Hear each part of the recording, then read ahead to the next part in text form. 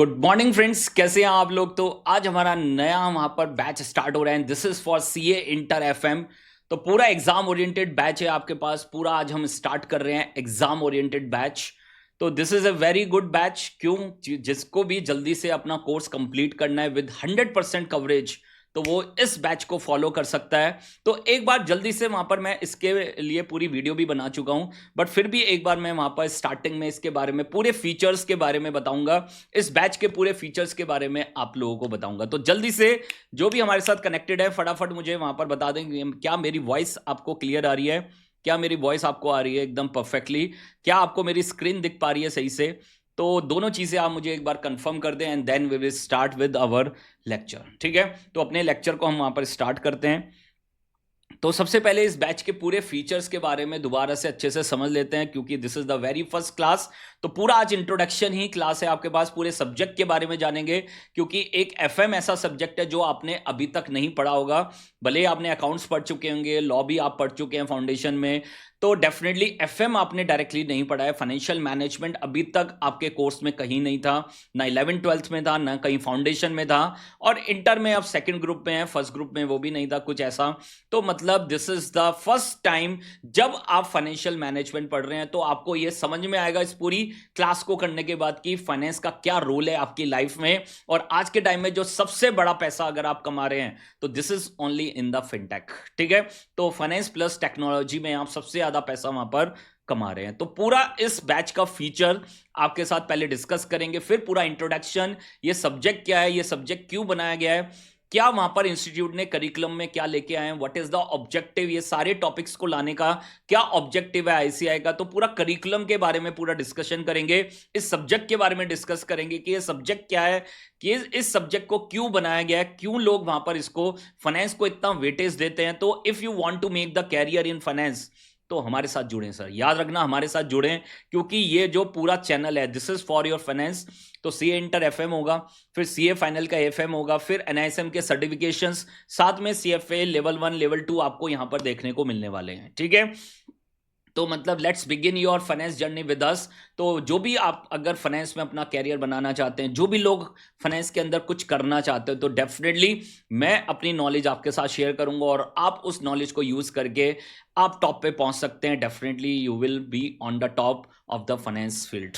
ठीक है, तो ये यहां पर आपके साथ देख लीजिए, पूरा डिस्कशन चलेगा और बहुत अच्छे से हम इस बैच को भी वहां पर कवर करेंगे। तो जल्दी से मुझे फटाफट यहां पर मुझे बता दो कि मेरी वॉइस क्लियर है, जो भी लोग कनेक्टेड हैं, और साथ में वहां पर मेरी वीडियो को फटाफट लाइक करें, अपने फ्रेंड्स के साथ शेयर करें और बताएं उन्हें कि भाई एफएम का बैच स्टार्ट हो रहा है। और इस बार तो भाई पेपर डिफिकल्ट आया, उन लोगों को भी समझ में आ गया होगा कि भाई ये कोई इजी पेपर नहीं आने वाला है, हर बार कुछ ना कुछ नया आएगा, 2-3 क्वेश्चन नए आएंगे। तो हमें उसके लिए तैयार रहना है, हमें हर लेवल की प्रैक्टिस करनी है, हर लेवल के क्वेश्चंस करके जाना है। खाली वहां पर इजी इजी करके वहां पर काम चलने वाला नहीं है। आप ये सोच रहे हो कि इजी इजी करके आप वहां पर फैच कर लेंगे अपने मार्क्स, तो इतना इजी नहीं होगा सर। ठीक है, तो जल्दी से मुझे कंफर्म कर दे मेरी वॉइस क्लियर है या नहीं है, and then we will start with our batch. तो फटाफट वीडियो को लाइक कर दें, शेयर कर दें, यहां पर देख लीजिए अपने फ्रेंड्स के साथ, और आइकन बेल को दबा दें, जिससे आपको हर नोटिफिकेशन आपके पास आए। जो भी हम यहां पर आपके लिए वीडियो लेके आए, जो भी हम यहां पर आपके लिए कोई भी फाइनेंस से रिलेटेड वहां पर कॉन्सेप्ट को लेके आए,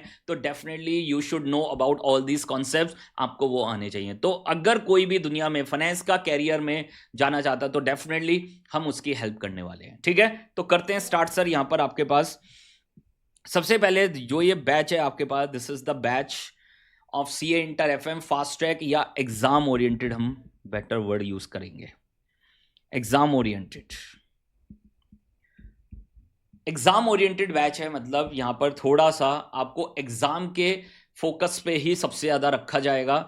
पूरा फास्ट ट्रैक है। फास्ट ट्रैक का मतलब ये नहीं है कि मैं फास्ट फास्ट बोल के फटाफट आपको करा दूंगा, नहीं सर। फास्ट ट्रैक का मतलब है कि यहां पर आप फालतू की हम बातें करने वाले नहीं है। You have to focus on our subject, हमारे सब्जेक्ट पे हमारा 100% फोकस रहेगा। इस बैच का स्पेशल फीचर यही है कि यहां पर 100% कॉन्सेप्ट होंगे, और सेकंड जो सबसे बड़ा फीचर है, 100% ही आपके क्वेश्चंस होंगे।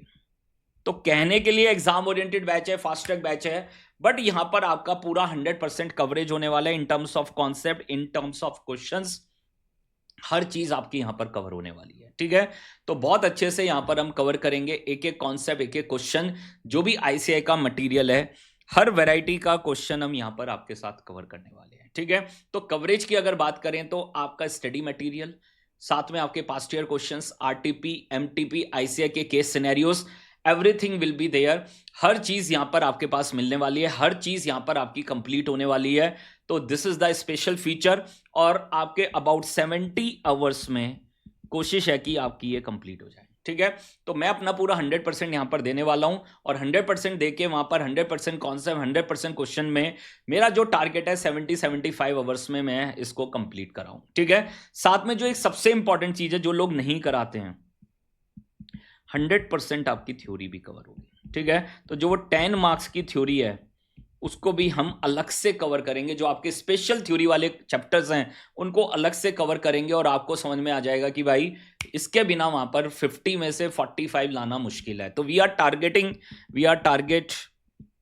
45 प्लस मार्क्स, ठीक है। तो इस बैच को करने के बाद definitely you can target your 45 plus marks in your FM, ठीक है। तो एफएम के लिए हम यहां पर पूरा कर रहे हैं। तो आप देख सकते हैं 100% कॉन्सेप्ट प्लस क्वेश्चन कवरेज आज से आपका स्टार्ट हो रहा है, जून 2 से आपका स्टार्ट हो रहा है 11:30 to 1:30 PM, और यहां पर it will cover your study material, RTP, MTP, past year question, ICI case scenarios, सारे सब कुछ यहां पर कवर होंगे।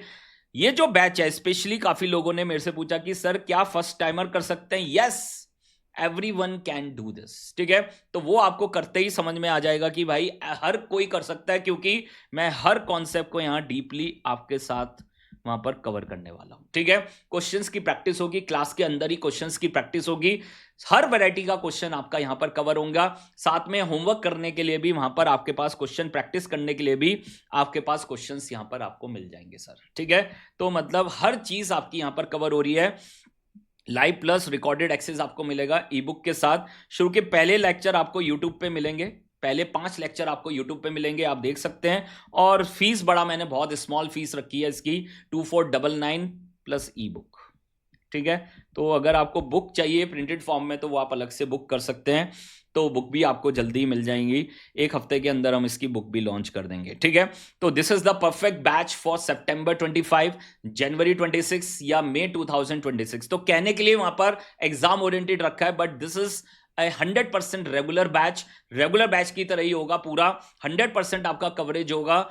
तो थोड़ा स्टाइल अलग तरीके से हमने किया है, जिससे कि हम थोड़ा टाइम सेव कर सके। तो आपको वहां पर पहले से ही वहां पर पूरे नोट्स आपको बना के देंगे, तो जिससे आपको लिखना कम पड़े, आप क्वेश्चंस पे ज्यादा फोकस करें, वहां पर समझने पे ज्यादा फोकस करें, वहां पर क्वेश्चन की प्रैक्टिस पे ज्यादा फोकस करें, कैलकुलेशन पे आप फोकस करें, यही हमारा टारगेट है। तो बहुत ज्यादा लिखने पे आपका फोकस ना रहे, कि जो थ्योरी या जो भी कॉन्सेप्ट मैं आपको लिखवाता हूं तो उस पर लिखने में आप टाइम वेस्ट ना करें, उसको समझने में ज्यादा टाइम लगाएं। And this is the concept जो हम यहां पर फॉलो करेंगे, और आपको वहां पर बेस्ट रिजल्ट देके आने वाले हैं, ठीक है। तो जो भी लोग हमारे बैच को एनरोल करना चाहते हैं तो aryanca.com पे जाके सीए इंटर के कॉलम में जाके वहां पर क्या कर सकते हैं, अपना बैच बुक कर सकते हैं, और वहां पर आपके पास देख लीजिए उसके मेल आपको मिल जाएगी। उसके अलावा आपकी अगर कोई भी क्वेरीज है तो यू कैन कॉल ऑन 8860017983 पे व्हाट्सअप करेंगे तो बेटर रहेगा सर, ठीक है। तो व्हाट्सअप करेंगे तो आपको जो भी आपकी क्वेरीज हैं वो आपकी पूरी सॉल्व हो जाएंगी। तो पूरा ये बैच आपका स्टार्ट हो रहा है, शुरू के 5 लेक्चर आपको मिल रहे हैं, रिकॉर्डेड भी पूरा बैकअप आपको मिलेगा। आपके पास 12 मंथ्स की वैलिडिटी है इसकी, and we have 2 views, 2 views आपको मिल जाएंगे इसमें। तो 12 महीने की वैलिडिटी विद 2 व्यूज आपको यहां पर मिल जाएंगे। तो 100% आपका कवरेज होगा, ये मेरी गारंटी है। 100% कवरेज का मतलब 100% कॉन्सेप्ट, 100% कॉन्सेप्ट, जो भी क्वेश्चंस की वैरायटी है पूरी आईसीआई की, पूरा स्टडी मटेरियल के क्वेश्चंस आपको मिलेंगे, आरटीपी, एमटीपी और पास्ट ईयर क्वेश्चंस भी यहां पर आपके सारे कवर होंगे, ठीक है। तो ये पूरा आपके पास देख लीजिए, this is all about our batch, ये हमारा पूरा बैच है, देख लीजिए पूरे डिटेल्स मैंने आपके साथ शेयर की है, ठीक है। जिन भी लोगों को यहां पर देख लीजिए फर्स्ट क्लास जो भी लोग कर रहे हैं, तो they can download our lecture 1 sheet from our Telegram channel. तो हमारे टेलीग्राम चैनल से आप डायरेक्टली वहां से डाउनलोड कर सकते हैं लेक्चर 1 के नोट्स। तो वहां पर आपको हेल्पफुल होंगे जब आप लेक्चर करेंगे सर, ठीक है। तो they will be very helpful to you guys. तो मैं आपको उसका लिंक भी भेज देता हूं, जिससे आपको देख लीजिए कॉपी करके आपको लिंक भेज देता हूं, जिससे आप वहां पर इजीली डाउनलोड कर सकें। तो दोनों लिंक मैं आपके साथ यहाँ पर शेयर कर रहा हूँ, ठीक है। तो this is your Telegram channel link, यहाँ से आप पूरे नोट्स को डाउनलोड कर सकते हैं, पूरे नोट्स आपको यहाँ पर मिल जाएंगे सर। ठीक है, चलें सर आगे। तो जल्दी से मुझे फटाफट एनर्जी के साथ बता दो जल्दी से कि भाई स्टार्ट करें सर। जो भी लोग हमारे साथ कनेक्टेड हैं तो बताओ सर, जल्दी से स्टार्ट करें। उसके अलावा सर मैं परचेज लिंक भी आपके साथ शेयर कर देता हूं, तो परचेज लिंक भी आप वहां से ले सकते हैं। तो पूरा आपके साथ एक एक चीज़ मैं आपके साथ शेयर कर रहा हूं। और अगर आपके कोई भी डाउट्स हैं बैच को लेके या कोई भी चीज़ को लेके कोई भी डाउट्स हैं तो आप मुझे व्हाट्सअप कर सकते हैं।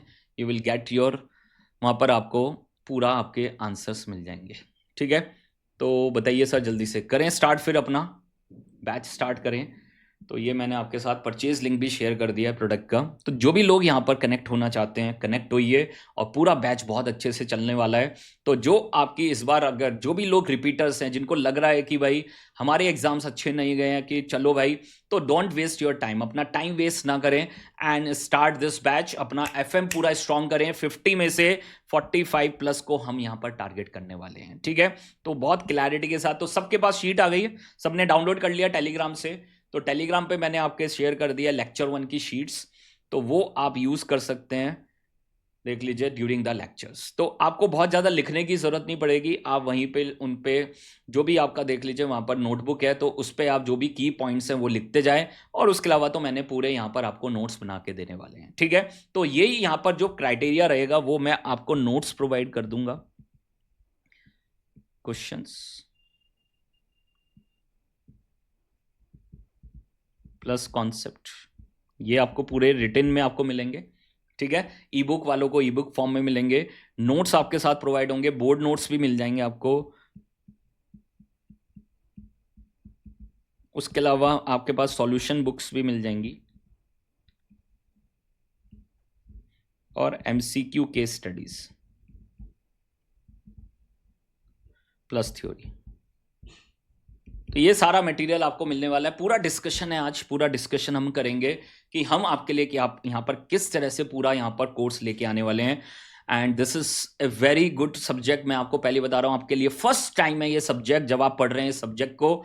और डेफिनेटली अगर आप अपनी फाइनेंस की जर्नी बिगिन करना चाहते हैं तो this is from your CA inter FM. CA inter FM आपका पूरा बेस बनाने वाला है। और एक बार आपका पूरा बेस बना तो डेफिनेटली आपको यहाँ पर देख लीजिए पूरा, आप वहां पर देख लीजिए अपने CFA FRM जो भी आप इंटरनेशनल कोर्स करना चाहते हैं तो वो इजीली आप उसको ग्रैब कर सकते हैं। ठीक है, तो यहां पर सबसे पहले introduction to the financial management. सबसे पहले व्हाट इज फाइनेंशियल मैनेजमेंट। तो पहले बहुत सिंपल सिंपल बातें करते हैं, डिस्कशन करते हैं, और ये सब्जेक्ट क्यों बनाया इंस्टीट्यूट ने, क्यों वो करिकुलम में लेके आए हैं, व्हाट इज द ऑब्जेक्टिव। उसके अलावा इस सब्जेक्ट के अंदर क्या है, इस सब्जेक्ट में वो क्या पढ़ाना चाहते हैं, साथ में प्रैक्टिकली इस सब्जेक्ट का क्या रेलेवेंस है, और साथ में आप अगर कैरियर बनाना चाहते हैं फाइनेंस में तो डेफिनेटली उसके बारे में भी मैं इस क्लास के अंदर डिस्कस करूंगा, if you want to make the career in your finance. ठीक है, तो हर चीज को यहां पर हम बहुत अच्छे से कवर करने वाले हैं। Everything will B cover in this lectures. ठीक है, तो देखिए सर, सबसे पहले what is the meaning of financial management. Financial management क्या है, देर इज नो डेफिनेशन। याद रखना, कोई डेफिनेशन नहीं है, आपको सिंपली फोकस करना है फाइनेंशियल मैनेजमेंट क्या है। सिंपली प्रैक्टिकली बात करते हैं। पहली बात जो ये फाइनेंशियल मैनेजमेंट है, this is the first time in your curriculum, this is the first time. इससे पहले आपने कभी भी फाइनेंस को नहीं पढ़ा है तो डेफिनेटली कुछ तो इसके अंदर बात होगी कि इंस्टीट्यूट इसको यहां पर लेके आया सीए इंटर के अंदर, फिर सीए फाइनल में इसका नाम रख दिया उसने AFM, एडवांस फाइनेंशियल मैनेजमेंट। और फिर उसके बाद अगर आप इंटरनेशनल डिग्रीज देखेंगे तो we have chartered financial analyst, CFA FRM financial risk managers. ठीक है, CAIA, this is for alternative investments. तो स्पेशलाइज डिग्री है, CMT है, this is for chartered market technicians. तो इतनी सारी फाइनेंस की डिग्री आपको देखने को मिलेंगी। कोर फाइनेंस की बात कर रहा हूं। ठीक है, this is core finance degree. Core finance की आपके पास ये सब डिग्री हैं, दीज आर इंटरनेशनल सर्टिफिकेशंस। और उसके अलावा MBA फाइनेंस तो है ही हमारे पास। ठीक है, वी हैव MBA फाइनेंस। तो पहली बात, this is the beauty of finance की वहां पर आपके पास फाइनेंस पूरे वर्ल्ड में क्या है, सेम है। ठीक है, this is the important point of financial management. अगर आप इंडिया में पढ़ रहे हैं, आप USA में पढ़ रहे हैं, आप UK में पढ़ रहे हैं, ऑस्ट्रेलिया में पढ़ रहे हैं, दुनिया के किसी भी कॉर्नर पे पढ़ रहे हैं, द फाइनेंस इज सेम पूरे वर्ल्ड में, समझ पा रहे हैं, पूरे वर्ल्ड में फाइनेंस इज सेम, ठीक है। तो जो कॉन्सेप्ट आप इंडिया में पढ़ रहे हैं you can apply on US markets, जो कॉन्सेप्ट आप यूएस मार्केट्स में पढ़ रहे हैं you can apply on Indian markets, जो कॉन्सेप्ट आप यूके मार्केट में पढ़ रहे हैं you can apply on Indian markets, ठीक है। तो मतलब इंटरचेंजेबली कहीं पर भी आप कॉन्सेप्ट पढ़ें, कहीं पर भी आप उसके बारे में पढ़ें, कहीं पर भी आप उसके बारे में रिसर्च करें, you can apply anywhere in the world. याद रखना, एनीवेयर इन द वर्ल्ड। तो पूरे वर्ल्ड में आप वहां पर देख लीजिए इन सब चीजों को अप्लाई कर सकते हैं। This is the beauty of finance. पूरे वर्ल्ड में ये सब्जेक्ट क्या है, सेम है, ठीक है। तो अगर मैं बात करी लॉ की, अगर बात करूं अकाउंटिंग स्टैंडर्ड्स की, तो अकाउंटिंग स्टैंडर्ड हर कंट्री के अलग अलग हैं, law of land her country का अलग अलग है। तो आप देखेंगे कि वहां पर ये सारे सब्जेक्ट आपको हर कंट्री में अलग अलग पढ़ने पड़ेंगे। और अगर आपको इंडिया में अगर आपको टैक्स प्रैक्टिस करनी है तो इंडियन टैक्सेशन लॉ पढ़ना पड़ेगा।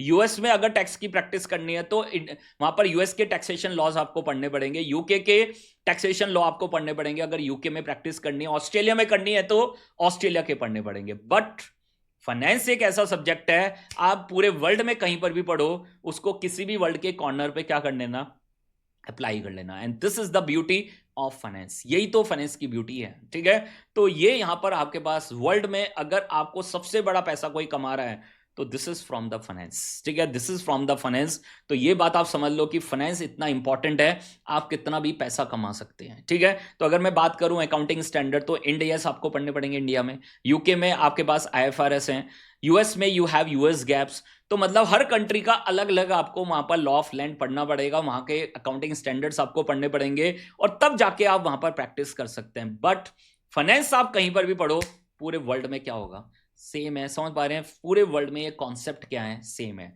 और आपको समझ में भी आ जाएगा, आप जो भी सीए इंटर फाइनल में पढ़ेंगे, आप सीएफए में लेवल 1 में जाके देखना, सारे कॉन्सेप्ट बिल्कुल सेम कॉपी पेस्ट है, ठीक है। तो CFA is the international degree for the financial analyst. तो वहां पर सीएफए नाम ही उसका, चार्टर्ड फाइनेंशियल एनालिस्ट। तो वो वहां पर अगर पूरे इन्हीं सेम कॉन्सेप्ट को फॉलो कर रहे हैं तो आप समझ जाए ना कि फाइनेंस वहां पर पूरे वर्ल्ड में क्या है, सेम है, ठीक है। फाइनेंस पूरे वर्ल्ड में आपके क्या है, सेम है। तो सबसे पहले this is the beauty of finance, पूरे वर्ल्ड में वो सेम है, ठीक है।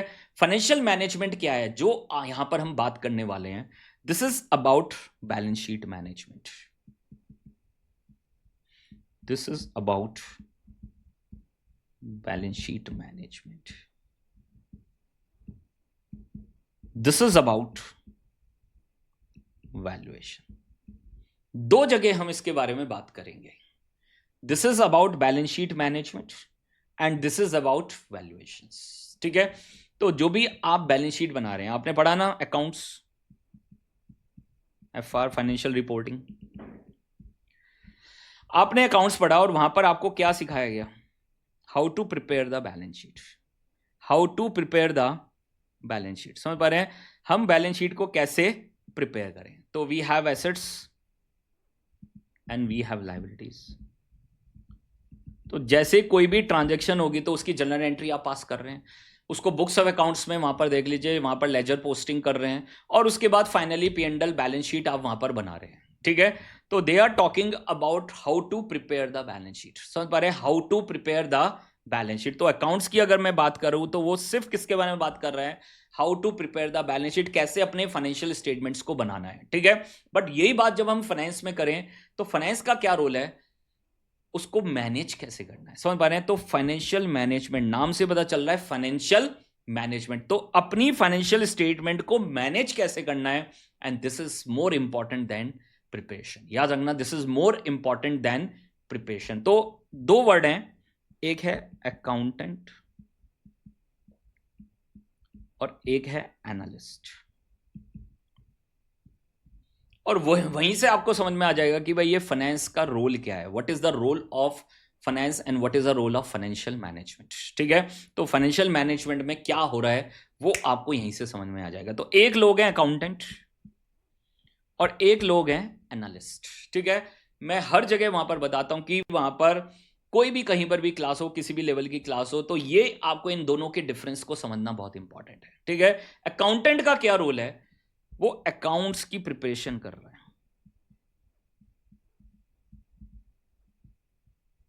They are preparing the accounts, तो वो वहां पर बुक्स ऑफ अकाउंट्स बना रहा है, जर्नल एंट्री पास कर रहा है, लेजर बना रहा है, फिर P&L बना रहा है, फिर बैलेंस शीट बना रहा है.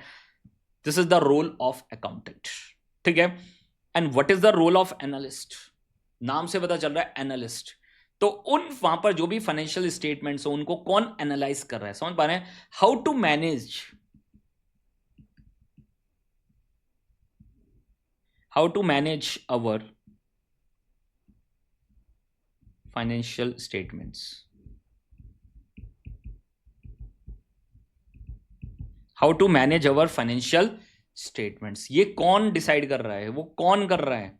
एनालिस्ट कर रहा है. ठीक है. तो आपने देखा होगा, मान लो 3 कंपनीज हैं, अभी आपने देखा है टेलीकॉम सेक्टर की, सबको ही पता है टेलीकॉम सेक्टर की 3 कंपनीज है. एक है एयरटेल,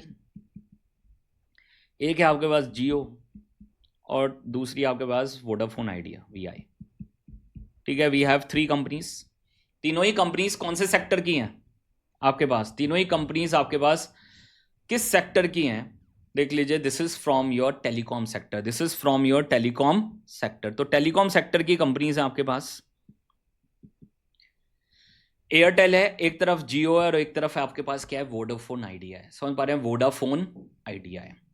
अब मैं एज एन वहां पर देख लीजिए इन्वेस्टर में अगर बात करूं, तो मैं आपसे पूछूं कि बताओ सर कौन सी कंपनी में पैसा लगाऊं, तो ये डिसीजन कौन दे पाएगा? Financial analyst. समझ पा रहे? कौन डिसीजन दे पाएगा? Financial analyst. तो जो भी बुक्स ऑफ अकाउंट्स बनाए गए हैं किसके द्वारा? जो भी अकाउंटेंट है जिसने भी वहां पर बुक्स ऑफ अकाउंट बनाए, एयरटेल के बनाए, जियो के बनाए, जिसने वहां पर वोडाफोन आइडिया के बनाए, तो मेरे पास तीनों अवेलेबल है. ठीक है. नाउ वी कैन एनालाइज कि किस कंपनी में पैसा लगाना है. समझ पा रहे हैं? तो एनालिस्ट का रोल पता क्या है? Investment decision. समझ पा रहे हैं? एनालिस्ट का रोल क्या है? पैसा इन्वेस्ट कर रहे हैं या ना करें. ठीक है. तो we have a different roles of analyst. तो आपको दिखेंगे रिसर्च एनालिस्ट, फाइनेंशियल एनालिस्ट, समझ पा रहे हैं, इक्विटी एनालिस्ट. तो इस तरह से आपको डिफरेंट वहां पर आपके पास एनालिस्ट मिलेंगे और वो आपको बताएंगे कि आपको करना क्या है. ठीक है. तो पहली बात वो वहां पर वो आपको बताने वाले हैं how to manage our financial statements. ठीक है. तो ये सिर्फ बना रहे हैं, और ये लोग कौन है जो उसको क्या कर रहे हैं? एक्चुअली में मैनेज कर रहे हैं. ठीक है. तो उसके सारे इनपुट्स अभी हम डिस्कस करेंगे. तो पहले ये क्लैरिटी से समझ लो कि आपको अकाउंटेंट नहीं बनना है, आपको क्या बनना है? एनालिस्ट बनना है. समझ पा रहे हैं? आपको क्या बनना है? एनालिस्ट बनना है. Good morning guys, good morning. तो आपको एक्चुअली में क्या बनना है? एनालिस्ट बनना है. तो ये सब्जेक्ट आपको क्या बनाने वाला है? एनालिस्ट. अब बताते हैं पैसे की बात. अकाउंटेंट को कितने पैसे मिलते हैं और एनालिस्ट को कितने पैसे मिलते हैं सबको ही पता है. अकाउंटेंट को कितने पैसे मिलेंगे अगर ऑन एन एवरेज बात करें? मान लो कोई चार्टर्ड अकाउंटेंट है, तो on an average he will get the package of 10 to 12 lakhs per annum. Fresher के लिए बात कर रहा हूं. बट अगर वही बात एनालिस्ट की करें तो he will get the package of more than 20 lakhs. ठीक है. तो ये बात ध्यान रखना, एनालिस्ट को हमेशा क्या मिलेगा? पैसा ज्यादा मिलेगा. अकाउंटेंट वहां पर सिर्फ क्या कर रहा है? अकाउंट्स को मैनेज कर रहा है. और वहां पर एनालिस्ट का काम क्या है कि ये अकाउंट्स में जो भी चीजें हैं, जो भी आइटम्स हैं, उसको कैसे मैनेज करना है. ठीक है. और उसी के लिए पूरा सब्जेक्ट आपका बनाया गया. तो यहां पर 2 चीजों पे हमारा पूरा फोकस रहेगा. The first one is balance sheet management. वहां बैलेंस शीट प्रिपरेशन है, और यहां पर क्या है? How to manage our balance sheet. How to manage our balance sheet. तो पूरा फोकस किसके ऊपर रहेगा? बैलेंस शीट मैनेजमेंट पे रहेगा. और साथ में जो दूसरा फोकस पॉइंट है, दिस इज योर वैल्यूएशन. ठीक है. तो मैंने पहले बताया एनालिस्ट का काम क्या होता है? नाम ही उसका एनालिस्ट है. वो फ्यूचर को क्या कर रहा है? प्रिडिक्ट कर रहा है. तो they are doing valuations, they are doing valuations. ठीक है. तो कंपनी को कितने रॉ मटेरियल की जरूरत पड़ेगी, कंपनी कितने प्रोडक्ट बेच सकता है, वो सारा फ्यूचर प्रिडिक्शन कौन कर रहा है? एनालिस्ट कर रहा है. ठीक है. तो कंपनी को कितने फंड्स की जरूरत पड़ेगी, कंपनी को कहां कहां पैसा इन्वेस्ट करना चाहिए, तो it is the role of analyst. It is the role of analyst. तो एनालिस्ट को पैसे भी ज्यादा मिलने वाले, उसका रोल भी अलग है, वो फ्यूचरिस्टिक रोल है. समझ पा रहे हो? उसका जो रोल है वो क्या है? फ्यूचर को प्रिडिक्ट करना है. ठीक है. अकाउंटेंट का रोल क्या है? जो भी पास में जो भी ट्रांजैक्शंस हो रही हैं उसके अकॉर्डिंग वहां पर देख लीजिए बुक्स ऑफ अकाउंट्स में उसकी एंट्री करनी है and prepare the balance sheet on a particular date. ठीक है. तो आप लिखते हैं ना बैलेंस शीट एज दैट, तो इस पर्टिकुलर डेट पे बैलेंस शीट है. तो वो रिपोर्टिंग कौन कर रहा है? अकाउंटेंट, जो अभी तक आप पढ़ते आ रहे थे. ठीक है। And this is the last subject, आपको पता ही है ये आपके पास लास्ट सब्जेक्ट है, पेपर 6 से है। तो पेपर वहां पर आपके पास 1 2 3 4 5 तक आप डिफरेंट चीजें पढ़ते रहे, वहां पर अकाउंट्स पढ़ते रहे, साथ में टैक्सेशन आपने पढ़ा, ऑडिट आपने पढ़ा, वहां पर आपने लॉ पढ़ा, ये सारी चीजें आपने पढ़ी, वहां पर देख लीजिए कॉस्टिंग पढ़ी, और फिर आप वहां पर कहां पर पहुंचे देख लीजिए, this is on financial management. सबसे लास्ट में उसको लेके आए, उन्होंने कहा कि भाई ये तो सब पढ़ लिया, this is only about the past. वो किसके बारे में बात कर रहे हैं? पास्ट। लॉ क्या कह रहा है? जो लॉ में लिखा हुआ है, जो लॉ ऑफ लैंड है, उसको आप पढ़ के इंटरप्रिटेशन कर रहे हैं, ठीक है, वो पास्ट की बात है। ऑडिट में जो लिखा हुआ है देख लीजिए किस तरह से ऑडिटिंग प्रोसीजर्स हैं, वो फिक्स हैं, you have to follow that procedure, but finance fix नहीं है। याद रखना, जो अच्छा डिसीजन लेगा, जो अच्छा कैलकुलेशंस करेगा, जो अच्छा फ्यूचर को प्रिडिक्ट करेगा, वो अच्छा एनालिस्ट बनने वाला है। तो वो फ्यूचर को वहां पर प्रिडिक्ट करने वाला है, और डेफिनेटली अगर आपने अच्छा प्रिडिक्ट किया, you will get the more profit, और ज्यादा प्रॉफिट होंगे, डेफिनेटली आपको पैसे क्या मिलेंगे? ज्यादा मिलेंगे, ठीक है। तो ये बात आप अच्छे से समझ लेना सर। यहां पर this is the role of analyst, जो पूरा फाइनेंशियल मैनेजमेंट आप पढ़ने वाले हैं, this is the role of analyst, ये पूरे एनालिस्ट का रोल है, और यहां पर हम पूरी एनालिसिस ही करने वाले हैं, ठीक है। तो पहले मैं स्टार्ट कर रहा हूं, this is from the balance sheet management, की what is balance sheet management. Balance sheet management में हम क्या करने वाले हैं, ठीक है। तो अगर आप देख पा रहे होंगे यहां पर सबसे पहले फाइनेंशियल मैनेजमेंट, फाइनेंशियल मैनेजमेंट में this is pure balance sheet management, this is pure balance sheet management. और आपको दिखेगा बैलेंस शीट में क्या क्या चीजें आने वाली है। इधर से हम फंड्स ले रहे हैं, तो this is the procurement of funds, तो आप ले रहे हैं डेप्ट ले रहे हैं, इक्विटी ले रहे हैं, प्रेफरेंस ले रहे हैं, लॉन्ग टर्म लोन्स ले रहे हैं, तो this is the procurement of funds. उधर एसेट साइड में हम पैसे क्या कर रहे हैं? इन्वेस्ट कर रहे हैं। इधर पैसा लेके क्या कर रहे हैं? इधर इन्वेस्ट कर रहे हैं। तो this is about management, this is about management. और वही उन्होंने कहा, this is for procurement and utilisation of fund. तो दिस इज स्ट्रेटेजिक प्लानिंग, हमें पूरा प्लानिंग करना है, फ्यूचर को प्रिडिक्ट करना है, we are predicting the future. याद रखना, we are forecasting the future, we are predicting the future, this is strategic planning, organizing, directing and controlling of the financial activities. तो we need to manage our balance sheet, हमें अपनी balance sheet को manage करना है। This is about procurement of funds, this is about utilisation of fund, dividend decision, working capital management, और वही आपके subject है, ठीक है। तो what is the prime objective of financial management? This is the most important point, prime objective of financial management. ये सब हम क्यों कर रहे हैं? What is the main objective behind? This is the prime objective. Secondary objective बहुत सारे आपको मिल जाएंगे, but the prime objective is only one in an organisation, and this is about wealth management, this is about wealth management, this is the long term objective. तो जो भी आपके share holders हैं, जिसने भी पैसा लगाया है, व्हाट इज द ऑब्जेक्टिव? समझ पा रहे हैं वहां पर उनके लिए क्या ऑब्जेक्टिव है? As a CFO of the company, as a finance manager of the company, आपके वहां पर क्या ऑब्जेक्टिव है? You need to maximise the wealth of the equity share holders. तो अपने शेयर होल्डर्स की वेल्थ को हमें क्या करना है? मैक्सिमाइज करना है। This is the most important point, this is the most important objective, यही हमारा सबसे बड़ा ऑब्जेक्टिव है। We need to maximise the wealth of the equity share holders. तो हमें ऐसे डिसीजन लेने हैं, हमें इस तरह से फंड्स को लेके आना है, इस तरह से फंड्स को इन्वेस्ट करना है, इस तरह से डिविडेंड डिसीजन लेना है, इस तरह से वर्किंग कैपिटल मैनेजमेंट करना है, जिससे मेरी शेयर होल्डर्स की वेल्थ क्या हो? मैक्सिमाइज हो। तो this is the core objective of financial management, और उसी के अकॉर्डिंग आप देखेंगे, उसी से आप धीरे धीरे अपने लेवल को बढ़ाते जाएंगे। आपको दिखेगा कि अभी मैं बैलेंस शीट की बात कर रहा हूं, फिर मैं इन्वेस्टमेंट डिसीजंस की बात करूंगा, और इस तरह से आप वहां पर CA इंटर से CA final, CFA, FRM, CAIA, different products का वहां पर इवैल्यूएशन, उसके अकॉर्डिंग इन्वेस्टमेंट डिसीजन, वो सारी चीज आप लेने वाले हैं, ठीक है। तो this is very very important कि आपका माइंड में वो थीम सेट हो कि ये फाइनेंशियल मैनेजमेंट है क्या। दिस इज नॉट अबाउट कि फॉर्मूला मगअप करना है। मैंने देखा है बहुत सारे टीचर क्या करते हैं, फॉर्मूला फॉर्मूला फॉर्मूला फॉर्मूला। क्या फॉर्मूला सर? कोई फॉर्मूला नहीं है यहां पर, याद ना, यहां पर कोई भी फॉर्मूला नहीं है। This is pure concept. आप किसी भी कॉन्सेप्ट से वहां पर अपना फॉर्मूला बना सकते हैं, कोई भी वहां पर अपने जो भी कॉन्सेप्ट जनरेशन है उससे कोई भी चीजें आप जनरेट कर सकते हैं, क्योंकि this is the beauty of finance. आप कहीं पर भी देख लीजिए, ये एक बात ध्यान रखना, मैं हमेशा बताता हूं कि जो भी आप मान लो लॉ पढ़ रहे हैं, इंड AS पढ़ रहे हैं, अकाउंटिंग स्टैंडर्ड्स पढ़ रहे हैं, ठीक है, आप वहां पर आपके पास टैक्सेशन पढ़ रहे हैं, टैक्सेशन पढ़ रहे हैं, this is law of land. पहले बनाया गया, पहले लिखा गया, डायरेक्ट टैक्स लिखा गया, इनडायरेक्ट टैक्स लिखा गया, जितने भी कॉन्ट्रैक्ट एक्ट लिखे गए, जितने भी आप कंपनीज एक्ट लिखे गए, पहले लिखे गए और फिर आप उसको पढ़ रहे हैं, ठीक है। बट एफएम जो मार्केट में हो रहा है ना, फिर बाद में बुक में लिखा गया।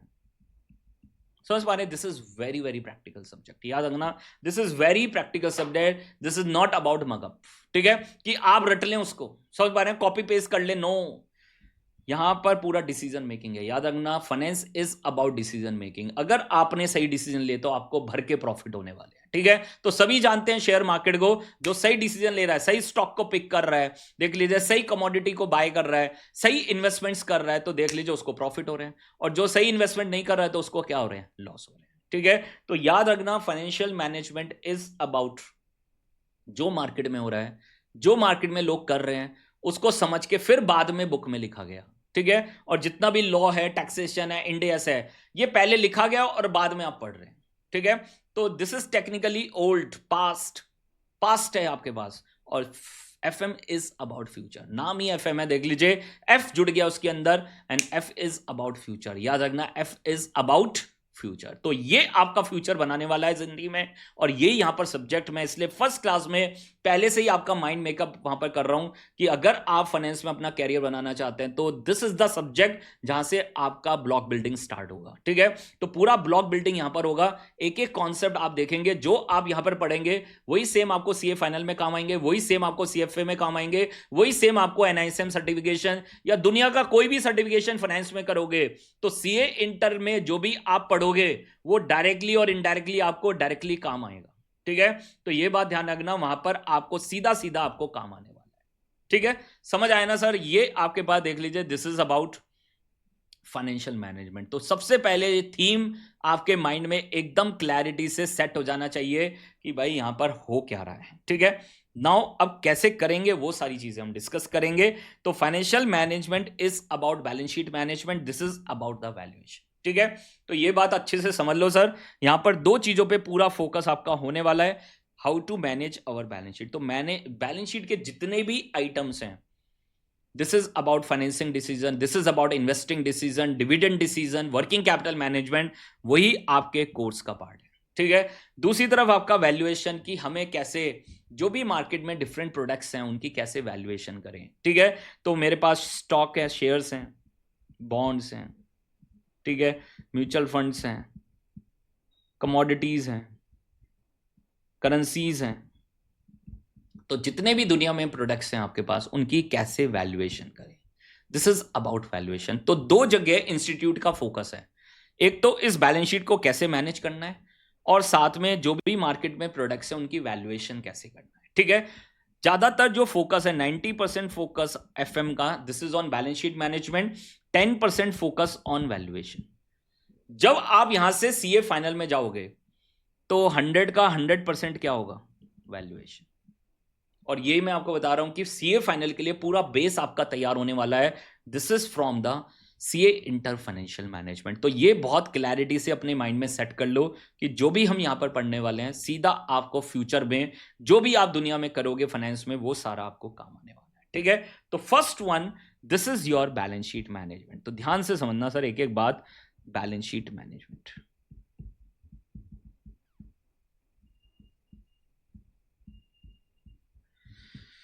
बैलेंस शीट मैनेजमेंट तो सबको ही पता है, this is assets and this is liabilities. इधर आपके पास एसेट्स हैं, इधर आपके पास क्या है, लायबिलिटीज हैं, ठीक है। सबसे पहले आप क्या कौन सा डिसीजन लेते हैं, फाइनेंसिंग डिसीजन।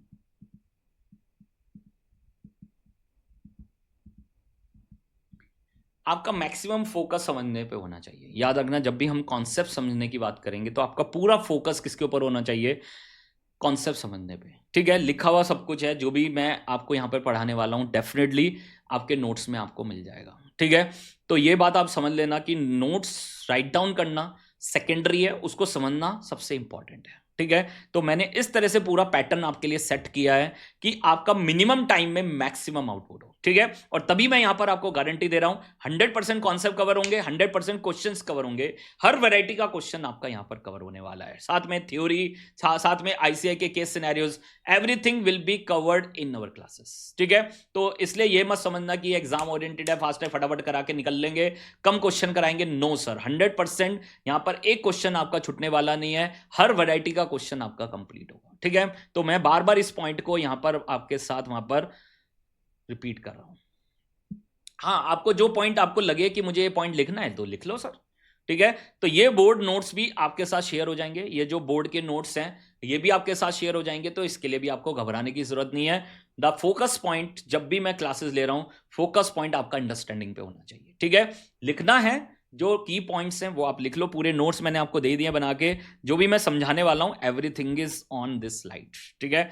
तो वो थोड़ा कंसाइज होके लिखा होगा, आपको कोई चीज एलोबरेट करके लिखनी है तो लिख लो सर, मुझे कोई दिक्कत नहीं है, ठीक है। और ये नोट्स भी आपको मिल ही जाएंगे, जो मैं लिख रहा हूं, जैसे चैप्टर खत्म होगा तो आपको पूरे एक साथ आपको नोट्स मिल जाएंगे, तो उसके लिए भी आप परेशान मत होना, ठीक है। Everything is available for you, बस आपको पढ़ना है, आपको अपना फोकस बनाना है, आपको टारगेट करना है 45+ मार्क्स इन योर एफएम, और इस तरह से आप अपने हर सब्जेक्ट को टारगेट करोगे ना तो पहली बार में ही आपकी रैंक आ जाएगी, मैं आपको बता रहा हूं, ठीक है। तो जो भी लोग रैंक के लिए टारगेट करना चाहते हैं या फर्स्ट शॉट के लिए टारगेट करना चाहते हैं तो डेफिनेटली सर वो टारगेट करें, तो 3-4 अटेम्प्ट में तो पूरी दुनिया ही पास हो जाती है, मैं आपको बता रहा हूँ। सीए इंटर में तो ऐसी बात है, 3-4 अटेम्प्ट अगर सब ले लोगे तो डेफिनेटली आप पास हो ही जाओगे, बट द जो यहाँ पर सबसे बड़ा टारगेट है वो यही है कि फर्स्ट शॉट में आपको पास होना है, ठीक है। और फर्स्ट शॉट में पास होने के लिए आपको फर्स्ट शॉट की तैयारी करनी पड़ेगी, ठीक है।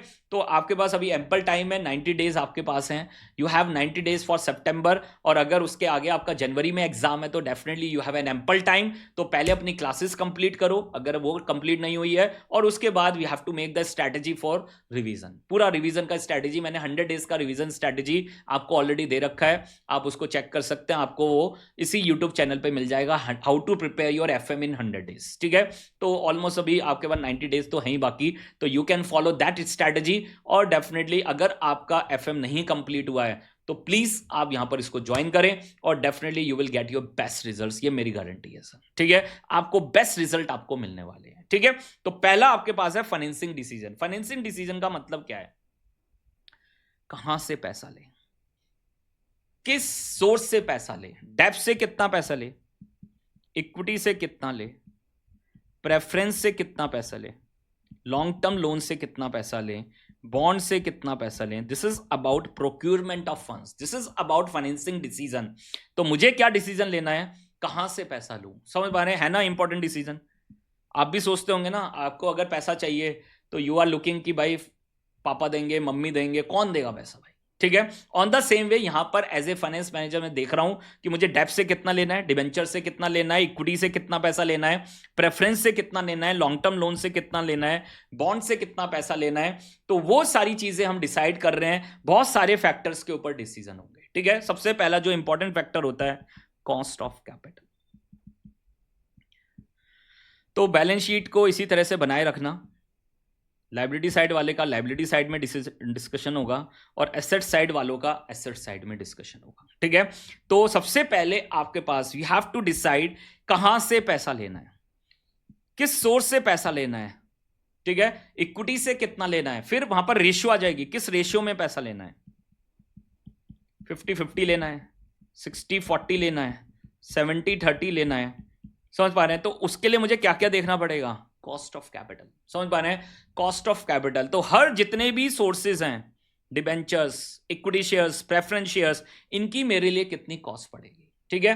तो we have a full flash chapter on cost of capital, और कॉस्ट ऑफ कैपिटल में we will discuss about cost of equity, cost of डेब्ट, cost of preference, cost of retained earning, जितने भी आपके सोर्सेज ऑफ फाइनेंस हैं, whatever be the sources of finance, उन सबकी क्या निकालना सीखेंगे, कॉस्ट, ठीक है, कॉस्ट निकालना सीखेंगे। तो we have a full flash chapter on cost of capital, साथ में आपके पास पूरा चैप्टर है वी हैव कैपिटल स्ट्रक्चर। तो आपको समझ में आएगा भाई कैसे इंस्टीट्यूट ने पूरे सब्जेक्ट को वहां पर बनाया है, और वो सब क्या है, बैलेंस शीट मैनेजमेंट है, everything is balance sheet management, ठीक है। तो सेकंड आपके पास यहां पर क्या आ गया, कैपिटल स्ट्रक्चर आ गया। कैपिटल स्ट्रक्चर क्या कह रहा है, कितना डेब्ट इक्विटी का रेशियो होना चाहिए।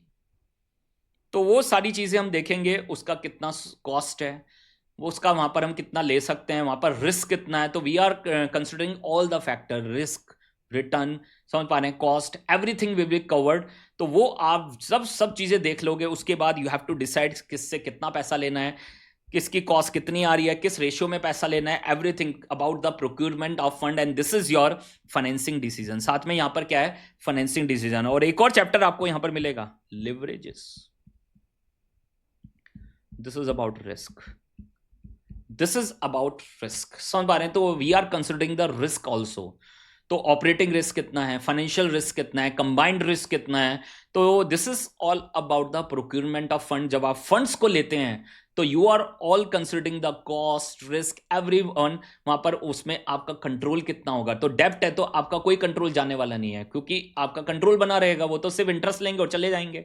बट अगर आप इक्विटी रेस करते हैं तो आपका वहां पर देख लीजिए परसेंटेज ऑफ होल्डिंग क्या हो जाएगी, डाइल्यूट होगी। आपकी वहां पर ऑनरशिप क्या होने वाली है, डाइल्यूट होने वाली है। ठीक है। तो पहले आपकी ऑनरशिप थी 70%, अगर आप और इक्विटी इश्यू करेंगे तो your equity will be diluted.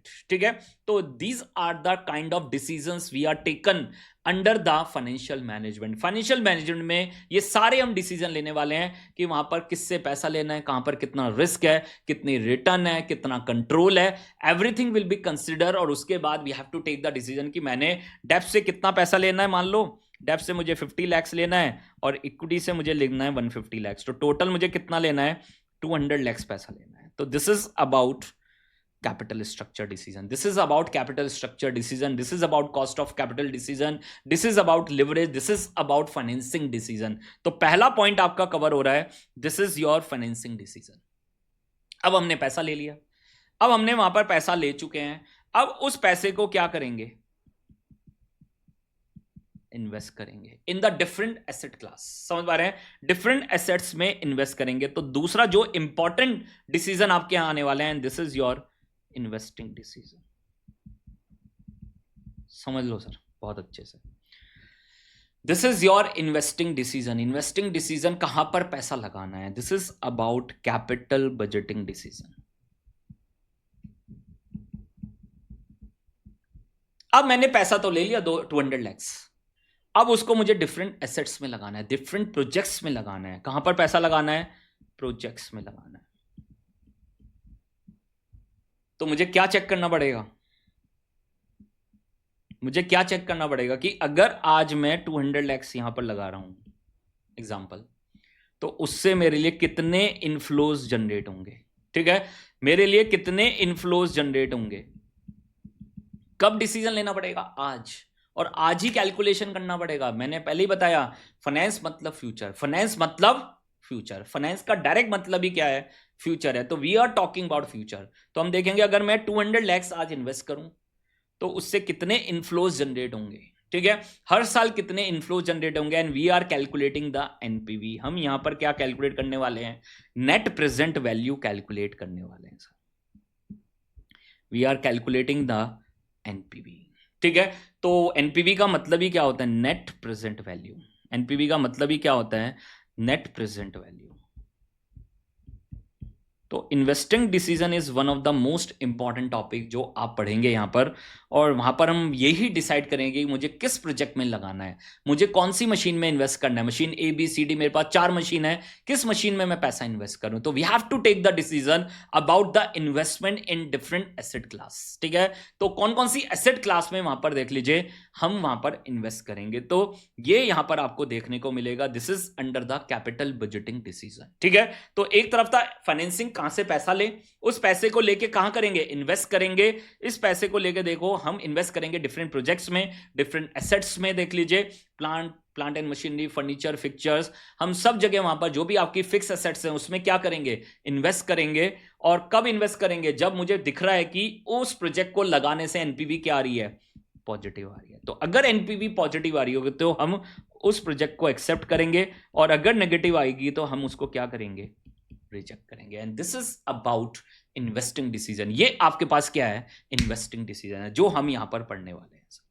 ठीक है, तो पहला आपके पास है फाइनेंसिंग डिसीजन, दूसरा आपके पास क्या है, इन्वेस्टिंग डिसीजन। तो डिफरेंट मेथड्स आप यहां पर पढ़ेंगे। एनपीवी के अलावा we have pay back period, discounted pay back period, we have IRR technique. तो अलग अलग टेक्निक्स आप यहां पर पढ़ने वाले हैं, PI, net PI, and we have to take the decision. उन सब मेथड को यूज करके we have to take the decision, किस प्रोजेक्ट में पैसा लगाना है, किस एसेट को इन्वेस्ट करना है, किस एसेट को वहां पर परचेज करना है। ठीक है, समझ आया ना sir? This is the second point जो यहां पर आपको पढ़ना है। ठीक है, थर्ड पॉइंट आपके पास है, this is about dividend decision.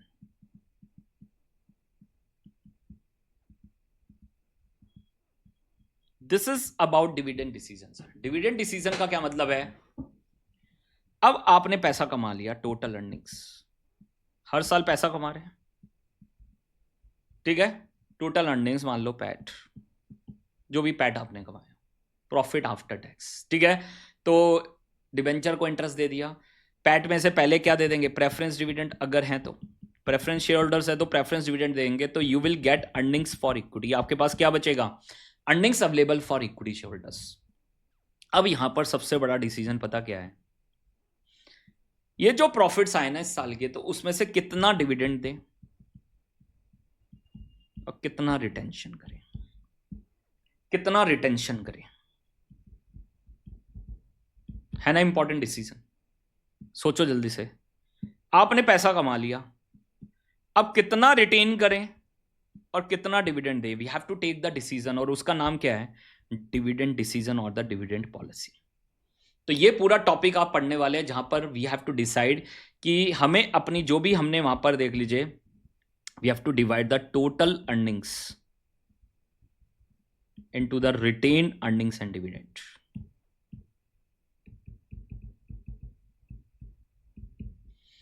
तो आपने वहां पर 1,000 रुपए कमाए, तो कितना मुझे डिविडेंड देना है, मान लो 600 का डिविडेंड देना है, एंड 400 क्या करना है, retentions. Why this is very important, why this is very important, तो this is the part of financing decision. याद रखना, डिविडेंड डिसीजन कोई अलग से अपना डिसीजन नहीं है, this is the part of financing decision. क्यों? कल को आपको कोई न्यू प्रोजेक्ट लगाना है, कल को आपको न्यू प्रोजेक्ट लगाना है, एंड वी नीड फंड्स, मुझे पैसे की जरूरत है, तो we have two sources of finance. ध्यान से सुनना, सब आता है आपको, सिर्फ आपको वहां पर लिंक करना है चीजों को, ठीक है।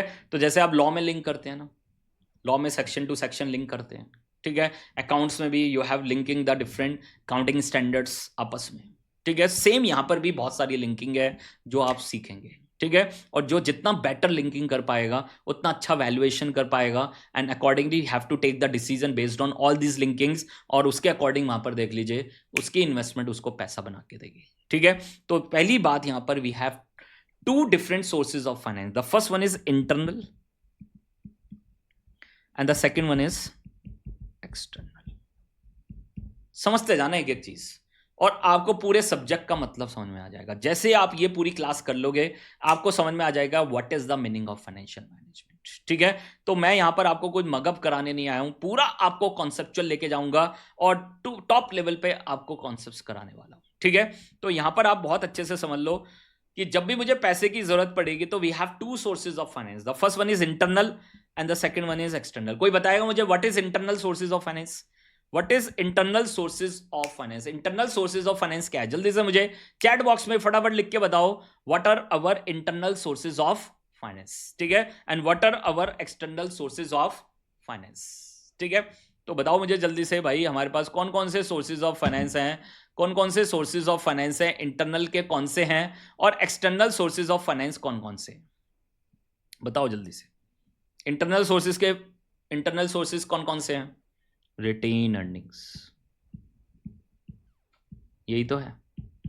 एक्सटर्नल सोर्सेज क्या है, न्यू इक्विटी, नई इक्विटी इश्यू कर दो, डेब्ट इश्यू कर दो, प्रेफरेंस इश्यू कर दो, सोच पा रहे हैं। तो जब भी मेरे पास पैसे आए, मैंने कमाया, तो we have to take the decision कितना रिटेन करना है, कितना डिविडेंड देना है। क्यों sir, why we are taking the decision? मुझे जब वहां पर देख लीजिए अगर नया प्रोजेक्ट लगाना है तो we need funds, and we have internal sources retained earnings, और एक्सटर्नल सोर्सेज है न्यू इक्विटी। तो मैं क्या करूंगा, first preference is always given to the first preference is always given to the retained earnings. Retained earnings are reserves and surplus. ठीक है, retained earnings are basically reserves and surplus. तो first preference मेरी क्या रहेगी? retained earning. क्यों? Why? Why sir? Why? Why? First preference is always given to the retained earnings. क्यों? Cost of retained earning is always less than cost of new equity. याद रखना sir. This is a very important point. This is a very, very important point. Cost of retained earnings are always less than cost of new equity. Reason? क्या reason है sir? Floating cost. क्या reason है आपके पास? Floating cost sir. तो पहली चीज यहां पर समझना है सर, फाइनेंसिंग डिसीजन, कहां से पैसा लें. ठीक है, फिर उस पैसे को कहां इन्वेस्ट करें. साथ में जब पैसा इन्वेस्ट करके पैसा कमा लिया तो now we have to take the decision कि कहां पर कितना रखना है और कितना बांट देना है. ठीक है, how much we have to retain and how much we have to distribute it. ठीक है, तो कहां पर देख लीजिए पैसा रखना है, कितना पैसा अपने पास रखना है, कितना शेयर होल्डर्स को वापस क्या कर देना है, डिस्ट्रीब्यूट कर देना है. एंड दिस इज योर, देख लीजिए, this is your dividend decision. This is your dividend decision. ये आपके पास कौन सा डिसीजन है? डिविडेंड डिसीजन है कि we have to take the decision कि वहां पर कितना पैसा वहां पर रखना है अपने पास और कितना पैसा एज ए डिविडेंड डिस्ट्रीब्यूट करना है. क्यों? कॉस्ट ऑफ रिटेन अर्निंग हमेशा कम है. किससे? Cost of new equity. तो अगर कॉस्ट ऑफ रिटेन अर्निंग 10% है तो कॉस्ट ऑफ न्यू इक्विटी हो सकता है 11% हो सकता. रीजन क्या है? Floating cost. याद रखना, रीजन आपके पास क्या है? फ्लोटिंग कॉस्ट है. फ्लोटिंग कॉस्ट का मतलब क्या होता है? एडवर्टीजमेंट कॉस्ट, फ्लोट करने की कॉस्ट. ठीक है, कि जब हम वहां पर देख लीजिए उसको पैसा रेस करेंगे, इक्विटी से पैसा रेस करेंगे तो उसको लाने की कितनी कॉस्ट लगेगी. तो मर्चेंट बैंकर कमीशन हो गया, एडवर्टीजमेंट कॉस्ट हो गई, देख लीजिए लीगल चार्जेस हो गए. तो ये सब क्या है? उस पैसे को फ्लोट करने की, फ्लोट करना मतलब लाने की कॉस्ट. तो जो इंटरनल है उसकी तो कोई कॉस्ट नहीं है और जो एक्सटर्नल है उसकी क्या है? कॉस्ट है, एक्स्ट्रा कॉस्ट है. तो टोटल कॉस्ट की अगर बात करें तो cost of retained earning is always less than cost of new equity and the reason is floating cost. Reason is floating cost. ठीक है, बहुत अच्छे से समझ लीजिए सर एक एक पॉइंट को. तो 3 पॉइंट मैंने यहां पर आपके साथ डिस्कस किए हैं. The first one is your, first one आपके पास क्या था? Financing decision. दूसरा आपके पास क्या था? Investing decision. और तीसरा आपके पास था डिविडेंड डिसीजन. ठीक है, फोर्थ वन बैलेंस शीट में अगर बात करें तो फोर्थ वन आपके पास कौन सा आएगा? Working capital management. बन गई पूरी बैलेंस शीट, बन गई balance sheet. What is working capital? Current assets. और इधर क्या होती हैं आपके पास? Current liabilities. ठीक है, इधर आपके पास क्या होती है? Current liabilities. And this is your working capital. तो करंट लायबिलिटीज को आप लायबिलिटी साइड में लिखते हैं और दोनों को अगर माइनस कर दें तो you will get your working capital. तो अगर आपको डे टू डे ऑपरेशन चलाने हैं, डे टू डे ऑपरेशंस चलाने हैं, डे टू डे ऑपरेशंस क्यों चलाने हैं? ये जो आपने एसेट्स में इन्वेस्ट किया है तो उनको एफिशिएंट यूटिलाइज करने के लिए क्या करना पड़ेगा? मुझे वहां पर स्टॉक भी मेंटेन करना पड़ेगा, मुझे डेटर्स भी मेंटेन करने पड़ेंगे, मुझे कैश भी मेंटेन करना पड़ेगा, मुझे क्रेडिटर्स भी मेंटेन करने पड़ेंगे.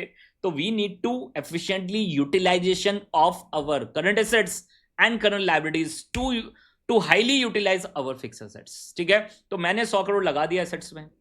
अब मैंने अगर उसको सही से मैनेज नहीं किया, उसकी इन्वेंट्री सही से मैनेज नहीं की, उसके वहां पर कैश को मैनेज नहीं किया, अपने डेटर्स को मैनेज नहीं किया, अपने क्रेडिटर्स को मैनेज नहीं किया, तो बिजनेस बंद हो जाएगा. बिजनेस क्या हो जाएगा? बंद हो जाएगा. तो this is about liquidity management. This is about liquidity management. ठीक है, तो यहां पर अगर मैं क्रक्स की बात करूं, अपनी यहां पर शीट पे आ जाते हैं जल्दी से. This is about balance sheet management. ये लायबिलिटीज हैं आपके पास, ये एसेट्स हैं. लायबिलिटीज में सबसे पहले आपके पास क्या है? This is your financing decision. And financing decision क्या कह रहा है? दिस इज अबाउट कहां से पैसा लेना है. दिस इज अबाउट डेब्ट equity ratio. In what ratio? In what ratio? किस रेशियो में लेके आए? 70-30, 60-40, 50-50, 40-60 किस रेशियो में लेके आए, कितना डेप्ट लेके आए, कितना इक्विटी लेके आए. This is what amount of funds we are raising from डेप्ट and equity and in what ratio. ठीक है, तो we have a different sources of finance. दूसरी तरफ ये पैसा लेके क्या करेंगे, इन्वेस्ट करेंगे in the different asset class, fix assets में. This is about capital budgeting projects. This is about capital budgeting projects. This is about capital budgeting decision.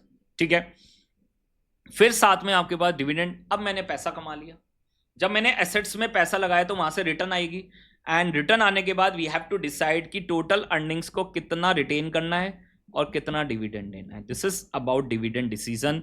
This is the part of financing decision. क्यों? क्योंकि जब भी नया project लगाना है, पैसे की जरूरत है, तो first preference is always given to the retained earning, क्योंकि उसकी कॉस्ट क्या है, कम है. उसकी कॉस्ट क्या है, आपके पास कम है. ठीक है, and the last one is about working capital management. This is about current assets and current liabilities management. Current liabilities management देख लीजिए, current assets minus current liabilities. ठीक है, तो आपके पास क्या आ जाएगी, वर्किंग कैपिटल. तो कैश को कितना कैश मैनेज करना है, तो we have cash management, cash budget बना के चलेंगे. ठीक है, इन्वेंट्री, कितना इन्वेंट्री रखना है, ज्यादा रख लिया तो समझ पा रहे हैं इन्वेंट्री फंस सकता है, वहां पर मेरी सेल कम हो जाए, क्या पता, तो उस केस में मेरी इन्वेंट्री फंस जाएगी. अगर मैंने कम रखा तो मेरी सेल पे वहां पर इंपैक्ट पड़ेगा. डेटर्स, अगर मैंने ज्यादा डेटर्स रखे तो कल को बैड डेब्ट्स हो जाएंगे. अगर कम डेटर्स रखे तो मेरी सेल्स क्या होगी, हैम्पर होगी. तो आप पढ़ेंगे, आपके पास चैप्टर्स आएंगे यहां पर, कैश बजट, कैश मैनेजमेंट आएगा, डेटर्स मैनेजमेंट, पूरी क्रेडिट पॉलिसी के बारे में आएगा कि how we can manage our credit policy. पूरा इन्वेंट्री मैनेजमेंट आपके पास आएगा, वर्किंग कैपिटल मैनेजमेंट आपके पास आएगा, क्रेडिटर्स मैनेजमेंट आपके पास आएगा. इन सब का मैनेज कैसे करना है, नाम, सब चैप्टर्स का नाम क्या है, मैनेजमेंट, मैनेजमेंट, मैनेजमेंट. तो we are not maintaining, we are managing. याद रखना, वी आर मैनेजिंग. ठीक है, तो ये यहां पर सबसे इंपॉर्टेंट पॉइंट आपके पास आने वाला है इस पूरे कोर्स के अंदर. इन चारों चीजों पे ही पूरा फोकस है, and this is your balance sheet management. इसी को क्या करना है, बैलेंस शीट मैनेजमेंट करना है. ठीक है, तो we have 4 important decision under this subject. देख लीजिए, तो FM broke into the 4 core decision. ठीक है, 4 कोर डिसीजन है यहां पर आपके पास.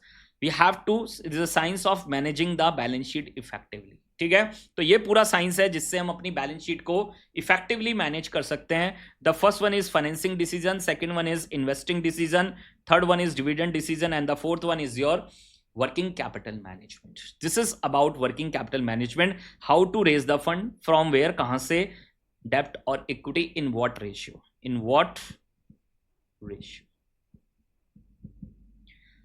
Where to invest. This is about capital budgeting decision. मुझे M1, M2, M3 3 मशीन है, उनमें से कौन सी मशीन को परचेस करना है, तो उसका हम डिसीजन लेंगे. ठीक है, and we are using NPV decision. NPV क्या होता है, net present value. What is net present value, present value of inflow minus present value of outflow. तो ये भी समझ लेते हैं सर. NPV का क्या मतलब होता है, NPV का मतलब क्या होता है, net present value. And this is the part of valuation. This is the part of the valuation. ठीक है, तो एज एन एनालिस्ट मैं क्या करूंगा, मैं देखूंगा आज 200 करोड़ लगा रहा हूं. अब देखूंगा वो 200 करोड़ से हर साल कितना इनफ्लो जनरेट होगा, कितना इनफ्लोज क्या होंगे, जनरेट होंगे. And this is about expectation. याद रखना, दिस इज अबाउट फोरकास्टिंग. ये सब हम क्या कर रहे हैं, फोरकास्टिंग. अभी कोई प्रोजेक्ट लगा भी नहीं है एक्चुअली में, अभी तो सिर्फ हम डिसीजन ले रहे हैं. This is about the decision, investing decision, कि प्रोजेक्ट में पैसा लगाना है या नहीं लगाना है. और उसके लिए we are taking all the parameters, सारे पैरामीटर्स को लेंगे, सारे मॉडल्स लगाएंगे, and then we have to decide कि इस प्रोजेक्ट में पैसा लगाना है या नहीं लगाना है. ठीक है, तो दिस इज अबाउट फोरकास्टिंग. तो मैं क्या करूंगा, इनफ्लोज कैलकुलेट करूंगा सारे, और इन सब की क्या निकालूंगा, प्रेजेंट वैल्यू. इन सब की क्या निकालूंगा, प्रेजेंट वैल्यू. तो what is NPV, present value of cash inflows minus initial investment. ये सब मैं क्यों बता रहा हूं आपको, आपके माइंड में एक थीम सेट हो जाए कि हम यहां पर क्या सीखने वाले हैं. This is about balance sheet management. याद रखना, this is about balance sheet management plus valuation, तो balance sheet management plus valuation. अगर ये माइंड में थीम सेट हो गई, आपको हर कॉन्सेप्ट समझ में आने लगेगा कि भाई हम ये क्यों पढ़ रहे हैं। क्यों का आंसर इज वेरी इंपॉर्टेंट। ठीक है, आप अभी तक क्या करते हैं, मगअप करते हैं, सारे फॉर्मूले रटने की कोशिश करते हैं, और जहां अपने फॉर्मूले रटे वहां फंस गए। क्योंकि एग्जाम में आजकल बैक कैलकुलेशन पता नहीं क्या क्या आता है। मैं आपको बता रहा हूं, इस बार का एग्जाम बहुत अच्छा एग्जाम ड्राफ्ट किया गया। एक दो गलतियां भी है एग्जाम में, this is the different thing, but बहुत अच्छे से एग्जाम को ड्राफ्ट किया गया, और वहां पर यह बताया गया वहां पर कि भाई ऐसे क्वेश्चन भी आएंगे। ठीक है, और अगर आप उस तरह से तैयारी नहीं कर रहे हैं तो आप फंसने वाले। ठीक है, and this is the vicious cycle. याद रखना, ऑडिट ऑडिट डिफिकल्ट है ग्रुप 2 के अंदर, एफएम एसएम वहां पर भी अगर डिफिकल्टी आ गई तो ग्रुप पास करना मुश्किल होने वाला है। ठीक है, कॉस्टिंग तो सबको ही पता है, मैथमेटिक्स है। अगर आपने सही से मैथमेटिक्स समझ ली तो 90 80 90 नंबर आने ही वाले। ठीक है, अगर आप नहीं समझ पा रहे हैं तो इसका मतलब सर फिर कहीं ना कहीं फॉल्ट है, तो वो आपको देखना पड़ेगा। अदरवाइज कॉस्टिंग में यू कैन गेन 80 90, और आते भी हैं लाइन लगा के लोगों के 80 90 नंबर आते हैं। कहीं से भी पढ़ो 80 90 नंबर आ जाएंगे आराम से, प्योर मैथमेटिक्स। ठीक है, but the FM is very conceptual, audit is very conceptual. ठीक है, तो उस कॉन्सेप्चुअल सब्जेक्ट को आपको बहुत कॉन्सेप्चुअली पढ़ना पड़ेंगे, और तभी जाके आप अच्छे से पास होंगे सर। ठीक है, चलें आगे। This is about NPV decision. फिर आपके पास आया this is about dividend decision. We have to decide कि कितना रिटेन करना है और कितना डिविडेंड देना है। This is about dividend policy plus valuation. ठीक है, तो इस टॉपिक में आपको वैल्यूएशन सिखाने वाले हैं, we will discuss.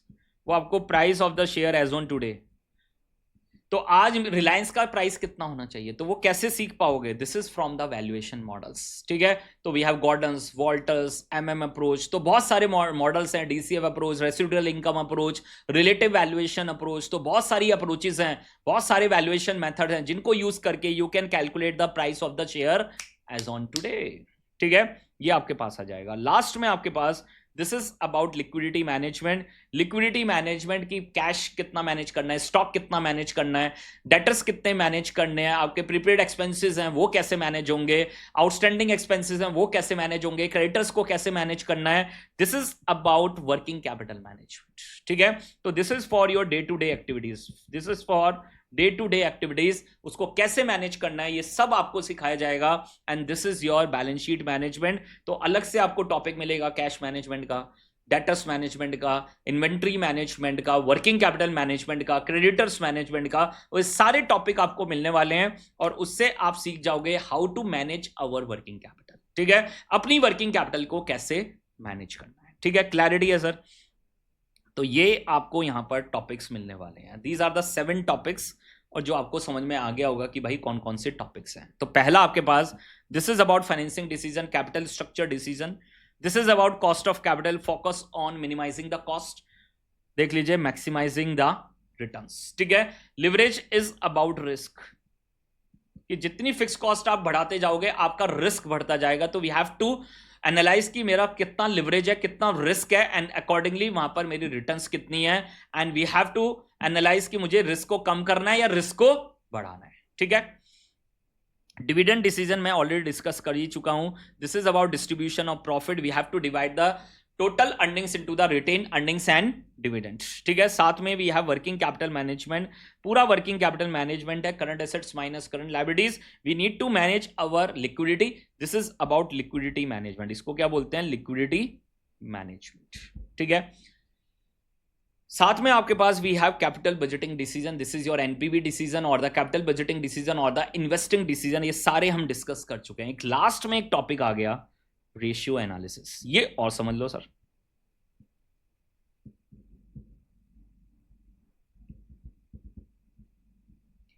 Ratio analysis, अब रेशियो एनालिसिस का क्या रोल है, again this is a part of balance sheet management.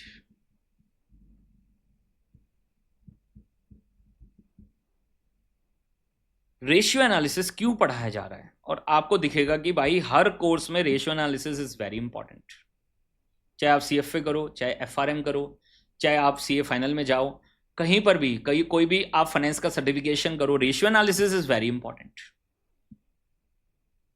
क्या रोल है रेशियो एनालिसिस का, जितने भी बैलेंस शीट के आइटम्स हैं, चाहे वो फाइनेंसिंग आइटम्स हैं, चाहे वो इन्वेस्टिंग आइटम्स हैं, चाहे वो डिविडेंड डिसीजंस हैं, रिटेन अर्निंग्स हैं, चाहे वो वर्किंग कैपिटल मैनेजमेंट है, तो इनके बीच में we are looking for relationships, ठीक है। तो हम वहां पर उनके बीच में कोई मीनिंगफुल रिलेशनशिप देख रहे हैं और उसके अकॉर्डिंग हम चेक कर रहे हैं अपने पास को कि हमारे पास में क्या था और अब फ्यूचर में क्या है, ठीक है। तो जैसे आप सिंपल देखते हैं करंट रेशियो, तो करंट रेशियो क्या बता रहा है, करंट एसेट्स और करंट लायबिलिटी के बीच में क्या रिलेशनशिप है, ठीक है। What is the relationship between the current assets and current liabilities, ठीक है। तो ये आप पढ़ोगे, this is under the liquidity ratios. ये कहां पढ़ने वाले हो आप, लिक्विडिटी रेशियो। साथ में आप देखेंगे डेब्ट और इक्विटी में कितना क्या रिलेशनशिप है, 2:1 है, तो डेब्ट is 2/3 and equity is 1/3. What is the relationship between debt and equity? So this is under capital structure ratios.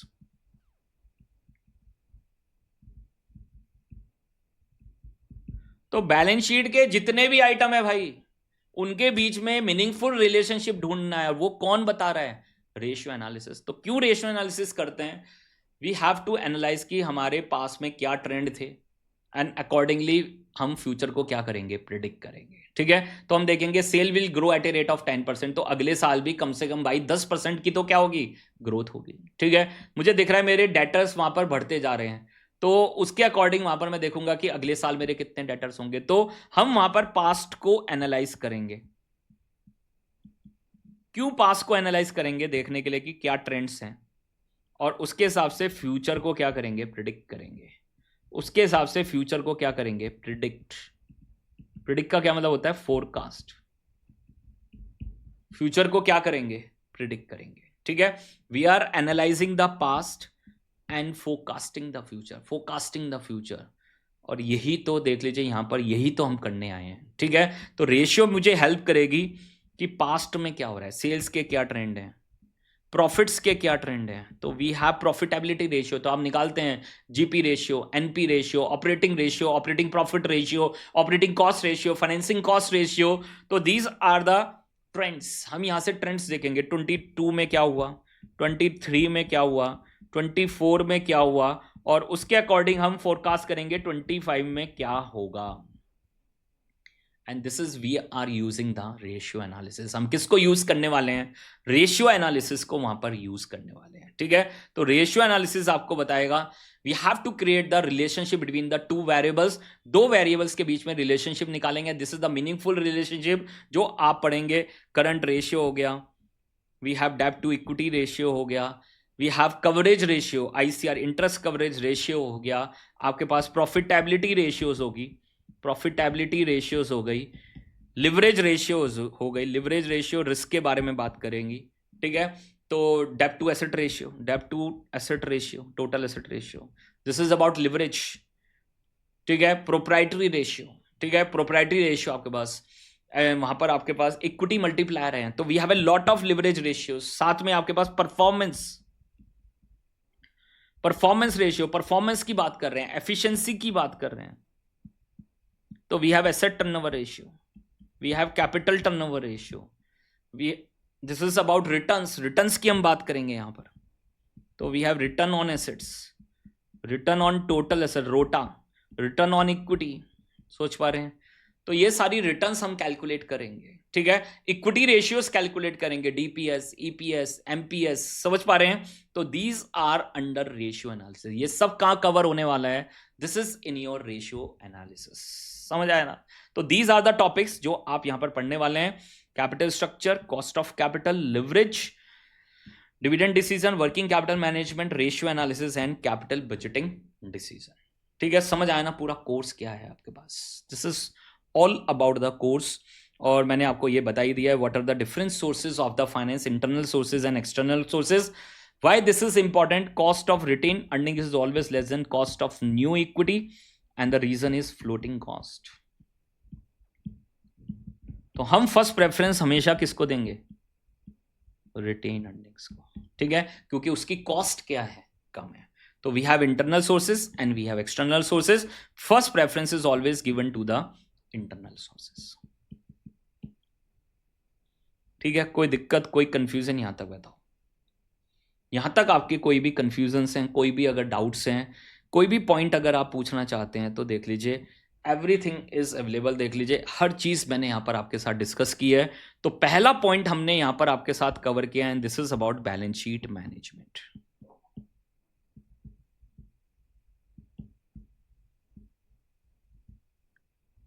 तो अगर आपके कोई भी डाउट है इसके अंदर, कोई भी पॉइंट, एडिशनल पॉइंट आप पूछना चाहते हैं तो पूछिए sir, any doubts will be covered. ठीक है, आपके हर डाउट यहाँ पर कवर होने वाले हैं। जो भी अगर आप सोच रहे हैं, कोई भी पॉइंट अगर आपके माइंड में है तो डेफिनेटली आप मुझे बता सकते हैं। Definitely I will cover all your doubts. ठीक है, अगर कोई डाउट नहीं है तो फिर हम आगे बढ़ सकते हैं और अपने नेक्स्ट पॉइंट की तरफ आ जाएंगे।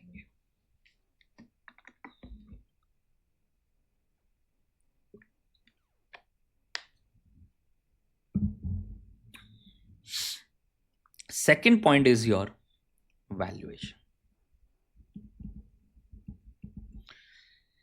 सेकेंड पॉइंट आपके पास पता क्या है, यहां पर वैल्यूएशन है।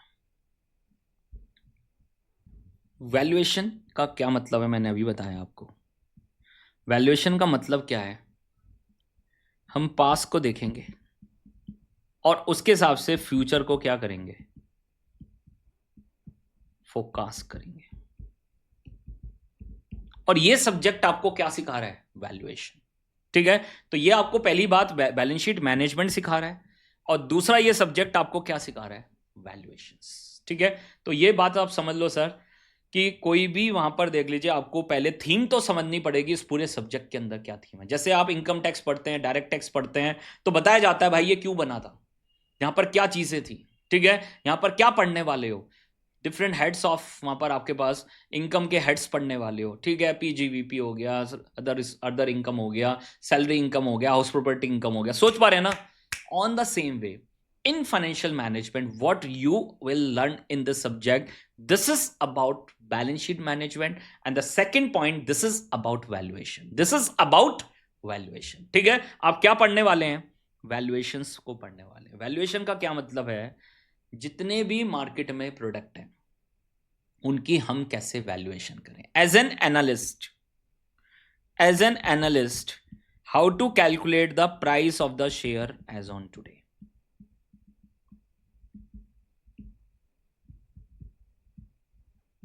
मैंने पहले बताया, यू विल बिकम एनालिस्ट। इस सब्जेक्ट को करने के बाद यू विल बिकम एनालिस्ट। आप खाली अकाउंटेंट नहीं रहेंगे, यू विल बिकम एनालिस्ट। और सबसे बड़ा पैसा किसको मिल रहा है, एनालिस्ट को। याद रखना, सबसे बड़ा पैसा किसको मिल रहा है, एनालिस्ट को मिल रहा है। तो यहां पर आप क्या सीखेंगे, how to calculate the price of the share as on today, this is as per my valuation. मेरी वैल्यूएशन के हिसाब से रिलायंस के शेयर का प्राइस कितना होना चाहिए, आईटीसी का प्राइस कितना होना चाहिए, टेक महिंद्रा का प्राइस कितना होना चाहिए। सोच पा रहे हैं, जितने भी मार्केट में शेयर्स हैं उनकी कैसे प्राइसिंग करते हैं, कैसे हम वहां पर उसका प्राइस कैलकुलेट करते हैं। तो ये सब्जेक्ट आपको उसके बेसिक्स बता रहा है। ठीक है, यहां पर बेसिक्स बता रहा है। और जब आप सीए फाइनल एएफएम पढ़ेंगे तो वहां पर एडवांस लेवल पे 3 टॉपिक बना दिए उन्होंने, security valuation, corporate valuation, merger and acquisition. तो this is specially for equity valuation. Equity को वैल्यू करने के लिए डिफरेंट टॉपिक्स वहां पर बना दिए। ठीक है, तो यहां पर थोड़ा बेस आपको बता देंगे इन योर डिविडेंड डिसीजन। और भी एक दो जगह आपको वहां पर वैल्यूएशन के पॉइंट्स आपको देखने को मिलेंगे। कॉस्ट ऑफ कैपिटल में बॉन्ड की वैल्यू कैसे निकालते हैं उसके बारे में डिस्कशन होगा। तो मतलब they are talking about some valuation points. ठीक है, किस तरह से हम किसी भी स्टॉक की वैल्यूएशन करते हैं, किसी भी बॉन्ड की वैल्यूएशन करते हैं, और इस तरह से आपका एक बेस तैयार हो जाएगा वैल्यूएशन के लिए। क्योंकि जब सीए फाइनल में जाओगे तो पूरा वैल्यूएशन ही है। ठीक है, तो दिस जो सीए फाइनल के अंदर जितने भी टॉपिक्स हैं, दिस इज अबाउट वैल्यूएशन। वहां पर आप सिर्फ क्या सीखने वाले हैं, वैल्यूएशन। ठीक है, तो यहां पर आपके पास बैलेंस शीट मैनेजमेंट है और वहां पर आपके पास क्या है, major, this is on valuation. But यहां पर भी आपको कुछ बेसिक कॉन्सेप्ट्स वो लेके आए, this is related to valuation. तो पहले हमें समझना पड़ेगा वैल्यूएशन का मतलब क्या है। ठीक है, तो 2 चीजें होती हैं सर वैल्यूएशन में, ध्यान से समझना sir. We have fundamental analysis and we have technical analysis. और ये सबको ही बताया जाता है। जब भी कोई भी बंदा फाइनेंस पढ़ेगा ना भाई, उसको ये 2 वर्ड पता होने चाहिए। उसको ये 2 वर्ड पता होने चाहिए, what is the meaning of fundamental analysis and what is the meaning of technical analysis. समझ पा रहे हैं? What is the meaning of technical analysis, बहुत क्लैरिटी से उसको पता होना चाहिए। और वही मैं आपको इन दोनों वर्ड्स को बता रहा हूं। इंटरव्यूज में बहुत ज़्यादा पूछते हैं, तो जैसे आप सीए इंटर करके इंटरव्यूज देने जाओगे और फाइनेंस के भी कुछ इंटरव्यूज दोगे, तो definitely they will ask about all this things. जो भी मैं आपसे डिस्कस कर रहा हूँ वही सब आपसे डिस्कस करने वाले हैं, ठीक है। और आपका मॉड्यूल भी इसी के बारे में बात कर रहा है। तो जो भी मैं आपको पढ़ा रहा हूँ, this is as per ICA module only. जो भी आईसीए मॉड्यूल में लिखा हुआ है उसी की चीज़ें मैं आपको पढ़ा रहा हूँ, ठीक है। उसी को एलोबरेट करके वहां पर पढ़ा रहा हूँ। तो जो भी मैं यहाँ पर डिस्कस कर रहा हूँ, this is everything is written in your chapter number 1, ठीक है। इंट्रोडक्शन टू फाइनेंशियल मैनेजमेंट, वहां पर आपको दिख जाएगा ये सब, ठीक है, मॉड्यूल के अंदर। तो वहां पर अलग अलग जगह लिखा हुआ है, बहुत सारी जगह अलग अलग चीजें लिखी है, बट मैंने उसको कंसोलिडेट कर लिया, ठीक है। मैंने उन सारे कॉन्सेप्ट्स को क्या कर लिया है, कंसोलिडेट कर लिया है। And this is the point जो यहां पर हम कवर कर रहे हैं। तो देखिए सर, सबसे पहले यहां पर वैल्यूएशंस की बात होगी, और वैल्यूएशंस के अंदर we have 2 things, fundamental analysis and technical analysis. तो पहला हम सीखते हैं व्हाट इज फंडामेंटल एनालिसिस।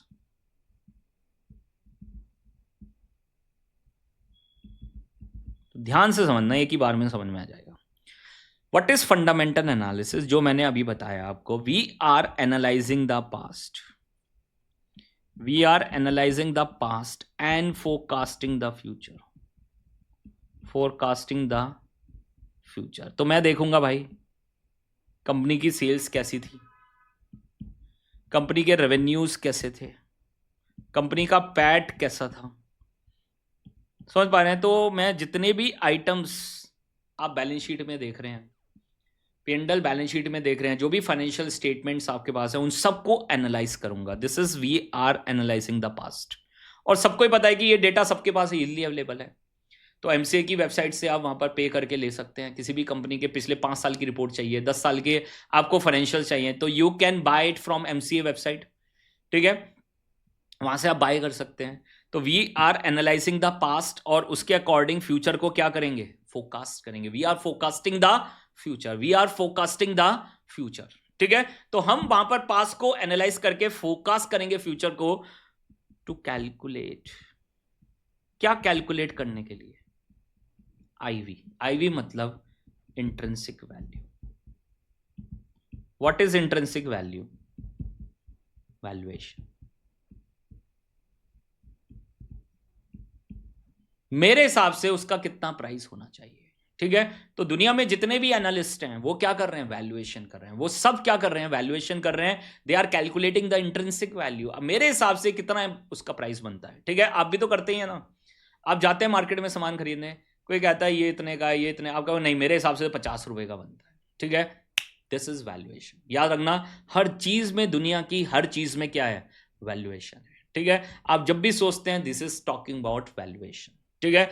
तो हर जगह आपको वैल्यूएशन रूल्स मिलेंगे। इनकम टैक्स में भी वैल्यूएशन रूल्स हैं, डायरेक्ट आपके इनडायरेक्ट टैक्सेस में भी वैल्यूएशन रूल्स हैं, कस्टम्स में भी वैल्यूएशन रूल्स हैं। हर जगह आपको वैल्यूएशन रूल्स मिलेंगे सर, ठीक है। सेम यहां पर भी फाइनेंस में we have valuation rules, valuation models आपको यहां पर मिलेंगे, ठीक है। तो we are analysing the past.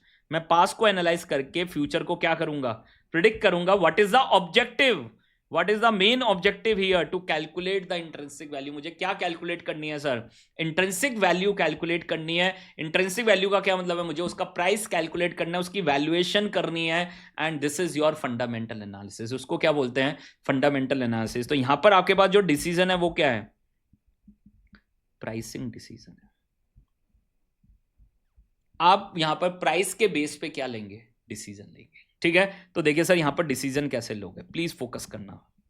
How to take the decision under the fundamental analysis. तो इसको क्या बोलते हैं, इन्वेस्टमेंट डिसीजन। क्या बोलते हैं इसको मार्केट में, investment decision.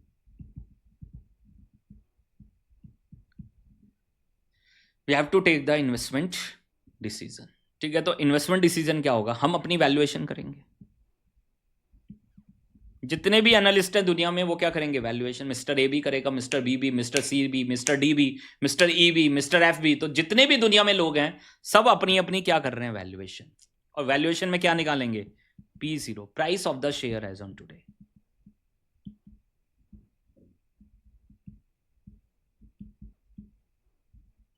And this is as per my valuation.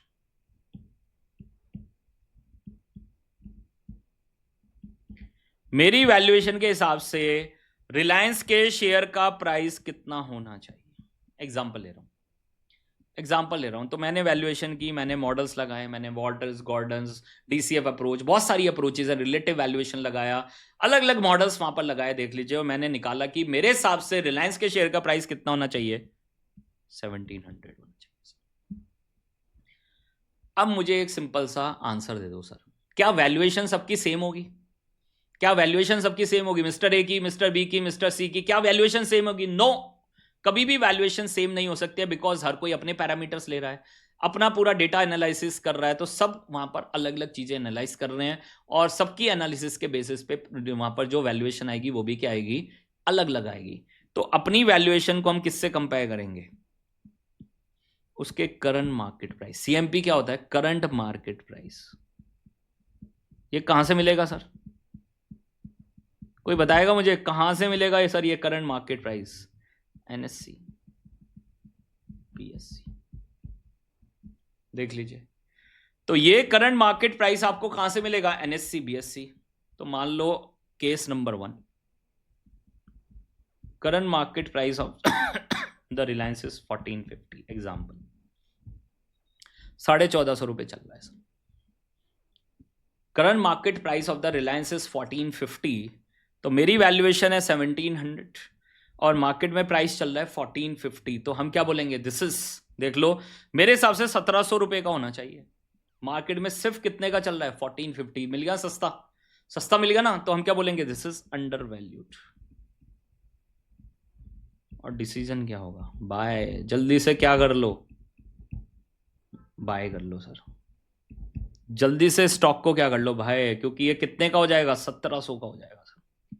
तो जल्दी से क्या कर लो? बाय कर लो। This is your investment decision, case number 1। Case number 2 में देख लो, मेरी वैल्यूएशन थी 1700, करंट मार्केट प्राइस देख लीजिए आपके पास चल रहा है मान लो 2000, एग्जाम्पल। मेरे हिसाब से 1700 बनता है, जबकि मार्केट में कितना चल रहा है? 2000। तो ज्यादा चल रहा है भाई, मैं नहीं खरीद रहा इसको, तो हम क्या बोलेंगे? Over priced, over valued. और डिसीजन क्या होगा? भाई बेचो इसे, सेल कर दो। अगर आपके पास स्टॉक है तो इसको क्या कर देंगे? सेल। और अगर आपके पास स्टॉक नहीं है तो आप क्या कहोगे? मैं इस स्टॉक में पैसा लगाने वाला नहीं हूं। समझ आया ना डिसीजन कैसे लेते हैं? तो this is your investment decision, and investment decision is always based on valuation. ठीक है, वो हमेशा किसके बेस पे लिया जाएगा? वैल्यूएशन के बेस पे। ठीक है, तो बहुत क्लैरिटी से समझो सर, एक एक पॉइंट बहुत अच्छा डीपली आपको बता रहा हूं, डीपली आपको एनालाइज करा रहा हूं कि वहां पर आप कैसे डिसीजन लेंगे, how you can take the decision, किस तरह से आप डिसीजन लेंगे, एंड द डिसीजन का जो बेस होगा वो क्या होगा? वैल्यूएशन। ठीक है, तो हम अपनी वैल्यूएशन करेंगे, अपनी वैल्यूएशन को किससे कंपेयर करेंगे? करंट मार्केट प्राइस से। और वहां पर हम then we have to said कि वो ओवर प्राइस्ड है, अंडर प्राइस्ड है। अब देखो ना, कोई वहां पर ओवर प्राइस कह रहा होगा, कोई अंडर प्राइस कह रहा होगा, और तभी तो मार्केट हर समय क्या कर रही है? फ्लक्चुएट। हर समय मार्केट क्या कर रही है? फ्लक्चुएट कर रही है। तो आप देख रहे होंगे प्राइस कभी ऊपर जा रहे हैं, कभी नीचे जा रहे हैं, and this is only because of valuations. Valuations change हो रही हैं, और जैसे वैल्यूएशंस चेंज होगी तो डिसीजन चेंज होंगे। तो कभी कोई ओवर वैल्यूड होगा, कभी कोई अंडर वैल्यूड होगा, कोई बाय कर रहा होगा, कोई सेल कर रहा होगा, किसी के हिसाब से बाय होगा, किसी के हिसाब से सेल होगा, और मार्केट क्या कर रही है? फ्लक्चुएट कर रही है। देखेंगे 9:15 पे आपके पास देख लीजिए खुलती है मार्केट, 9:15 AM पे खुलती है और 3:30 पे बंद होती है। तो आपको दिखेगा कि वहां पर आपके पास देख लीजिए हर समय मार्केट क्या कर रही है? फ्लक्चुएट कर रही है। हर समय मार्केट्स क्या कर रही है? फ्लक्चुएट कर रही है। एंड दिस इज योर, देख लीजिए, this is your valuation, this is your valuation. तो ये बात आप बहुत अच्छे से समझ लो सर। आप यहां पर 2 चीजें सीखने आए हैं। The first one is valuation, this is about fundamental analysis, and the second one balance sheet management आप करने आए हैं। वहां पर financing decision, capital structure decision, cost of capital decision आपके पास है, लिवरेजेस आपके पास है। उसके अलावा we have investing decision, we have dividend decision, we have working capital management, और सबसे लास्ट में वी हैव रेशियो एनालिसिस। समझ पा रहे हैं? रेशियो एनालिसिस इन सबको क्या कर रहा है? कंबाइन कर रहा है।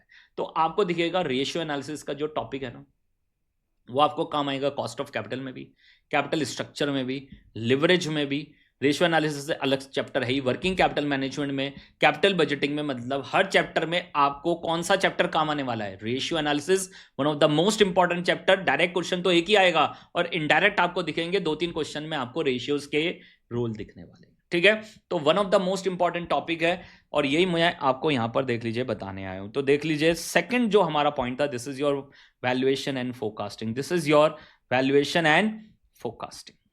ठीक है, तो यहां पर आप क्या करने आए? सीखने आए fundamental analysis. We are analysing the past and forecasting the future to calculate the intrinsic value, और यहां पर डिसीजन कौन सा है? प्राइसिंग डिसीजन है। This is about pricing decision. ठीक है, दूसरी तरफ यहां पर आप क्या कैलकुलेट करना है? Price of the share as on today, this is your intrinsic value, और उसके अकॉर्डिंग वहां पर देख लीजिए P0 का मतलब क्या है? फ्यूचर कैश फ्लोज की क्या करनी है? Present value. जो भी आपके फ्यूचर कैश फ्लोज हैं उन सबकी क्या करेंगे? प्रेजेंट वैल्यू करेंगे। तो क्या निकल के आ जाएगा? Price of the share as on today. तो ये रहा आपके पास इन्वेस्टमेंट डिसीजन। तो मैंने आपको बता दिया case number 1, case number 2, case number 3 वही है कि अगर दोनों सेम है, मेरी वैल्यूएशन भी 1700 है और मार्केट में भी प्राइस कितना है?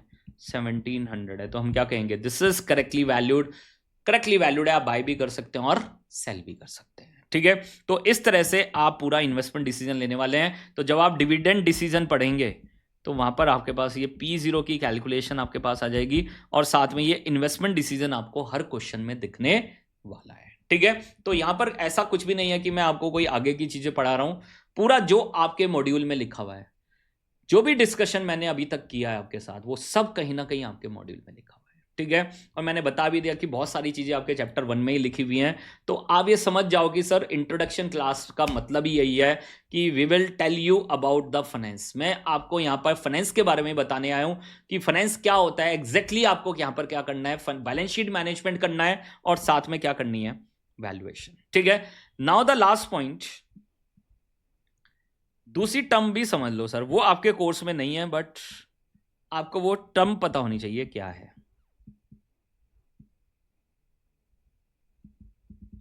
तो जब भी मैं फाइनेंस पढ़ाता हूं, we can start from fundamental and technical. ठीक है, तो फंडामेंटल मेनली आपका कोर्स का जो फोकस है वो फंडामेंटल पे है। टेक्निकल सिर्फ टर्म बता रहा हूं, वो आपके कोर्स में नहीं है। ठीक है, technical analysis is about charting. जो काम मैं वहां पर फंडामेंटल में डेटा के साथ कर रहा था, वही काम यहां पर मैं किसके साथ कर रहा हूं? चार्ट्स के साथ। ठीक है, तो हम चार्ट्स पे देखेंगे कि ट्रेंड क्या है भाई, पास्ट ट्रेंड क्या है, पास्ट में क्या ट्रेंड्स हैं, और उसके हिसाब से what is our future direction. What is our future direction? समझ आया ना sir? What is our future direction. तो पास्ट ट्रेंड्स क्या हैं, उसके हिसाब से आपकी फ्यूचर डायरेक्शन क्या होगी। ठीक है, तो आप यहां पर डिफरेंट टूल्स को यूज करेंगे, price chart, volume chart, auxiliaries, समझ पा रहे हैं, सुपर ट्रेंड, अलग अलग यहां पर आपके पास अलग अलग वहां पर आपके पास डिफरेंट पैरामीटर्स है, ADX है आपके पास। ठीक है, तो बहुत सारे पैरामीटर्स हैं, बहुत सारे ऑक्सिलरीज हैं, बहुत सारे ट्रेंड एनालिसिस है, बहुत सारे चार्ट पैटर्न्स हैं, बहुत सारे कैंडलस्टिक पैटर्न्स हैं। तो उन सबको समझ के we have to decide future में प्राइस बढ़ने वाले हैं या प्राइस गिरने वाले हैं। ठीक है, तो this is about timing decision. मैं यहां पर डिसाइड करूंगा व्हेन टू बाय, कब बाय करना है, एंड व्हेन टू सेल। तो इसके लिए मैं आपको बताता हूं, स्पेशलाइज्ड डिग्री है CMT, चार्टर्ड मार्केट टेक्नीशियन। कहां से होती है? USA से। सेम फंडामेंटल एनालिसिस के लिए we have, this is technical analysis, this is fundamental analysis, CFA है आपके पास, FRM आपके पास है, CAIA आपके पास है, MBA फाइनेंस है आपके पास। तो CA is not the specialised degree of finance, याद रखना, CA is not the specialised degree of finance. वो सिर्फ आपका बेस बना रहे हैं, CA इंटर में, CA फाइनल में, वो आपका एक बेसिक बेस बना रहे हैं। और अगर आपको स्पेशलाइज्ड डिग्री चाहिए तो आपको इनमें से कुछ करना पड़ेगा, CFA, FRM, CAIA, this is your alternative investment, this is for alternative investment, and this is your MBA finance. तो अगर आपको कोर फाइनेंस में जाना है तो भाई ये सब कोर्स करने पड़ेंगे। अगर आपको टेक्निकल एनालिस्ट बनना है तो आपको CMT करना पड़ेगा, ठीक है। ये सब कोर्सेज USA के ही हैं, ये तीनों कोर्सेज आपके USA के ही हैं। तो USA से ये आपके सर्टिफिकेशंस आप कर सकते हैं, ऑनलाइन घर पे बैठे कर सकते हैं, इसके लिए आपको कहीं USA जाने की जरूरत नहीं है। But these are very recognised degree, और ये अगर आप करते हैं तो definitely you will make your career in the finance, ठीक है। तो फाइनेंस में आपका कैरियर डेफिनेटली बनने वाला है सर, ठीक है। तो यहां पर आप समझ लो, देख लीजिए, this is about price chart, volume chart. तो आप जब यहां देखेंगे तो डिफरेंट चार्ट्स आपके बनेंगे, डिफरेंट चार्ट्स आपके बनेंगे, प्राइस का चार्ट बनेगा, वॉल्यूम का चार्ट बनेगा। This is about timing decision, when to buy, when to sell. तो यहां पर भी फोरकास्टिंग करनी है, मुझे भी इस पॉइंट पे डिसाइड करना है, we have to decide on this point कि फ्यूचर में प्राइस बढ़ेगा या प्राइस गिरेगा। अगर प्राइस बढ़ेगा तो मैं बाय करूंगा, और प्राइस फॉल होगा तो मैं क्या करूंगा, सेल करूंगा। तो we have to take the decision based on the charts. किसके ऊपर डिसीजन लेंगे, चार्ट्स के ऊपर बेस हम क्या लेंगे, डिसीजन लेंगे। तो डिफरेंट पैरामीटर्स को यूज करेंगे, डिफरेंट चार्ट्स को यूज करेंगे, and accordingly we have to decide कि वहां पर कौन सा स्टॉक में कब, वहां पर देख लीजिए किस समय बाय करना है और किस समय क्या करना है, सेल करना है। तो ये जो टेक्निकल एनालिसिस किया जाता है, this is short term decision, ये शॉर्ट टर्म डिसीजन है। और जो फंडामेंटल एनालिसिस किया जाता है, पूरा जो ये फंडामेंटल एनालिसिस है, this is your long term decision. ये कौन सा डिसीजन है, लॉन्ग टर्म डिसीजन है सर,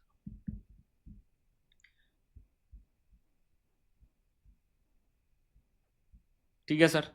चेक कर लीजिए एक बार, यहां तक अगर कोई भी डाउट है, यहां तक कोई भी कंफ्यूजन है तो बताइए सर, ठीक है। अब इस पूरे कोर्स का मैं आपको पूरा स्ट्रक्चर बता रहा हूं कि व्हाट इज द स्ट्रक्चर, कौन कौन से टॉपिक्स हैं, किस किस का कितना वेटेज है, और वहां पर देख लीजिए आपके पास उसमें कितनी कितनी क्लासेस हमारी लगने वाली है, ठीक है। तो यहां पर आपके पास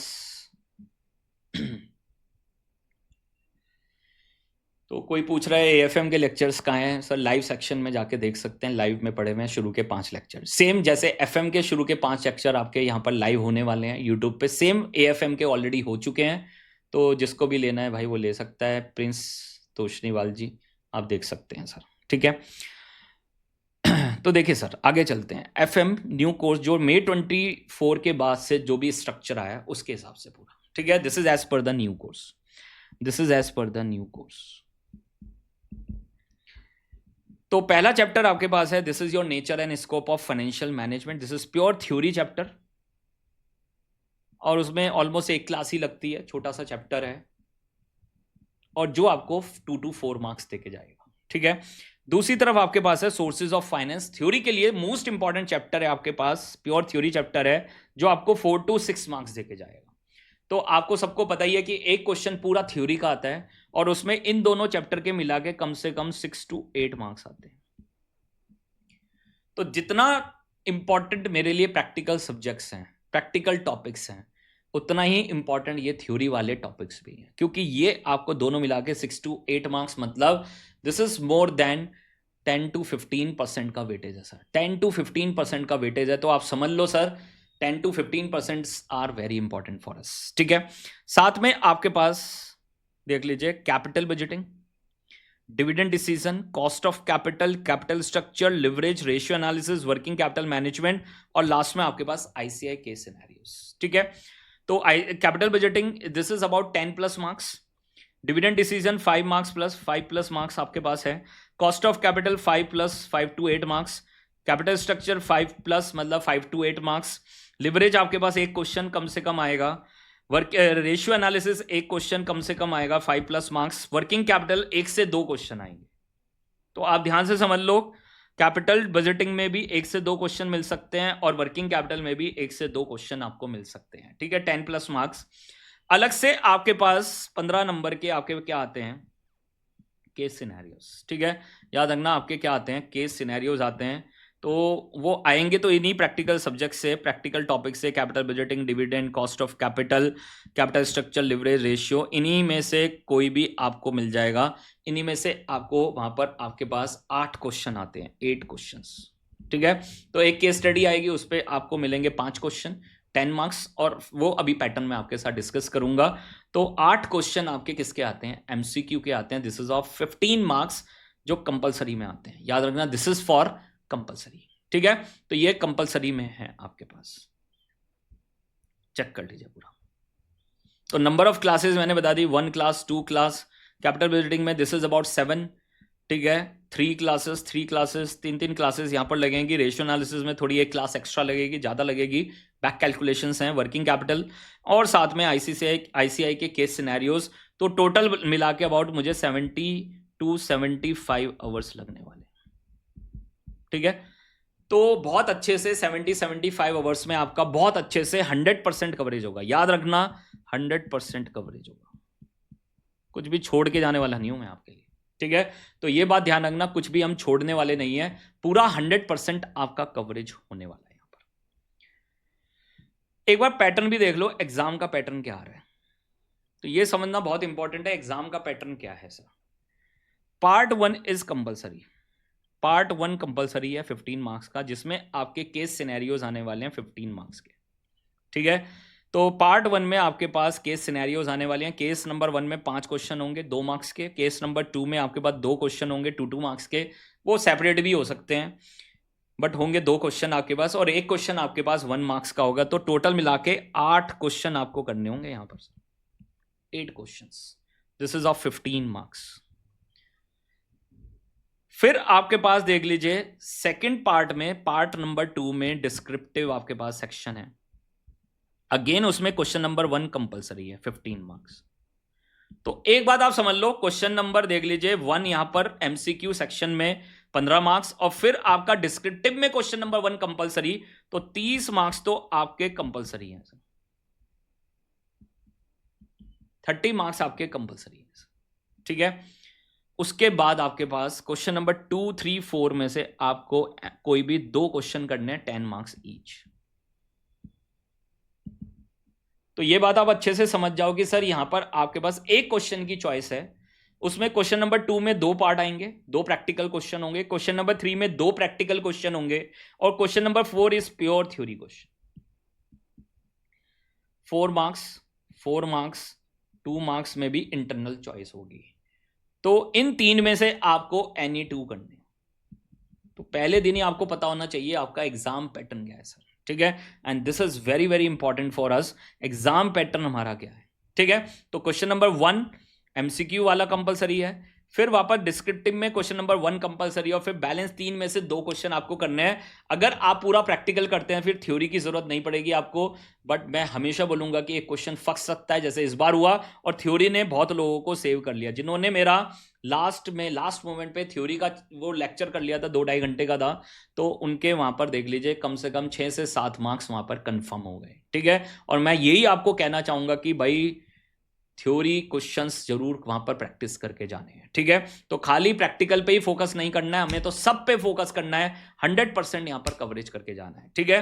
तो ये आपके पास देख लीजिए 10 मार्क्स की थ्योरी है, और उसके अलावा 25 मार्क्स का प्रैक्टिकल, 15 मार्क्स का MCQ, 40 marks and plus 10 theory marks, ठीक है। 50 मार्क्स का एग्जाम है आपका, 90 मिनट्स आपको मिलेंगे, और 90 मिनट्स में आपको समझ में आ रहा होगा, एक तो ये आपको एमसीक्यू के स्टडी करने 8 क्वेश्चन, और अगर आप खाली प्रैक्टिकल करते हैं तो 4 क्वेश्चन ये और करने हैं, ठीक है। 4 क्वेश्चन ये करने हैं और 3 क्वेश्चन ये करने हैं, 5 + 5 + 5। तो अगर आप सिर्फ प्रैक्टिकल करते हैं तो 3, 2, 5, 2, 7 क्वेश्चन आपको डिस्क्रिप्टिव, और 8 क्वेश्चन आपको एमसीक्यू के करने। कितने मिनट्स में?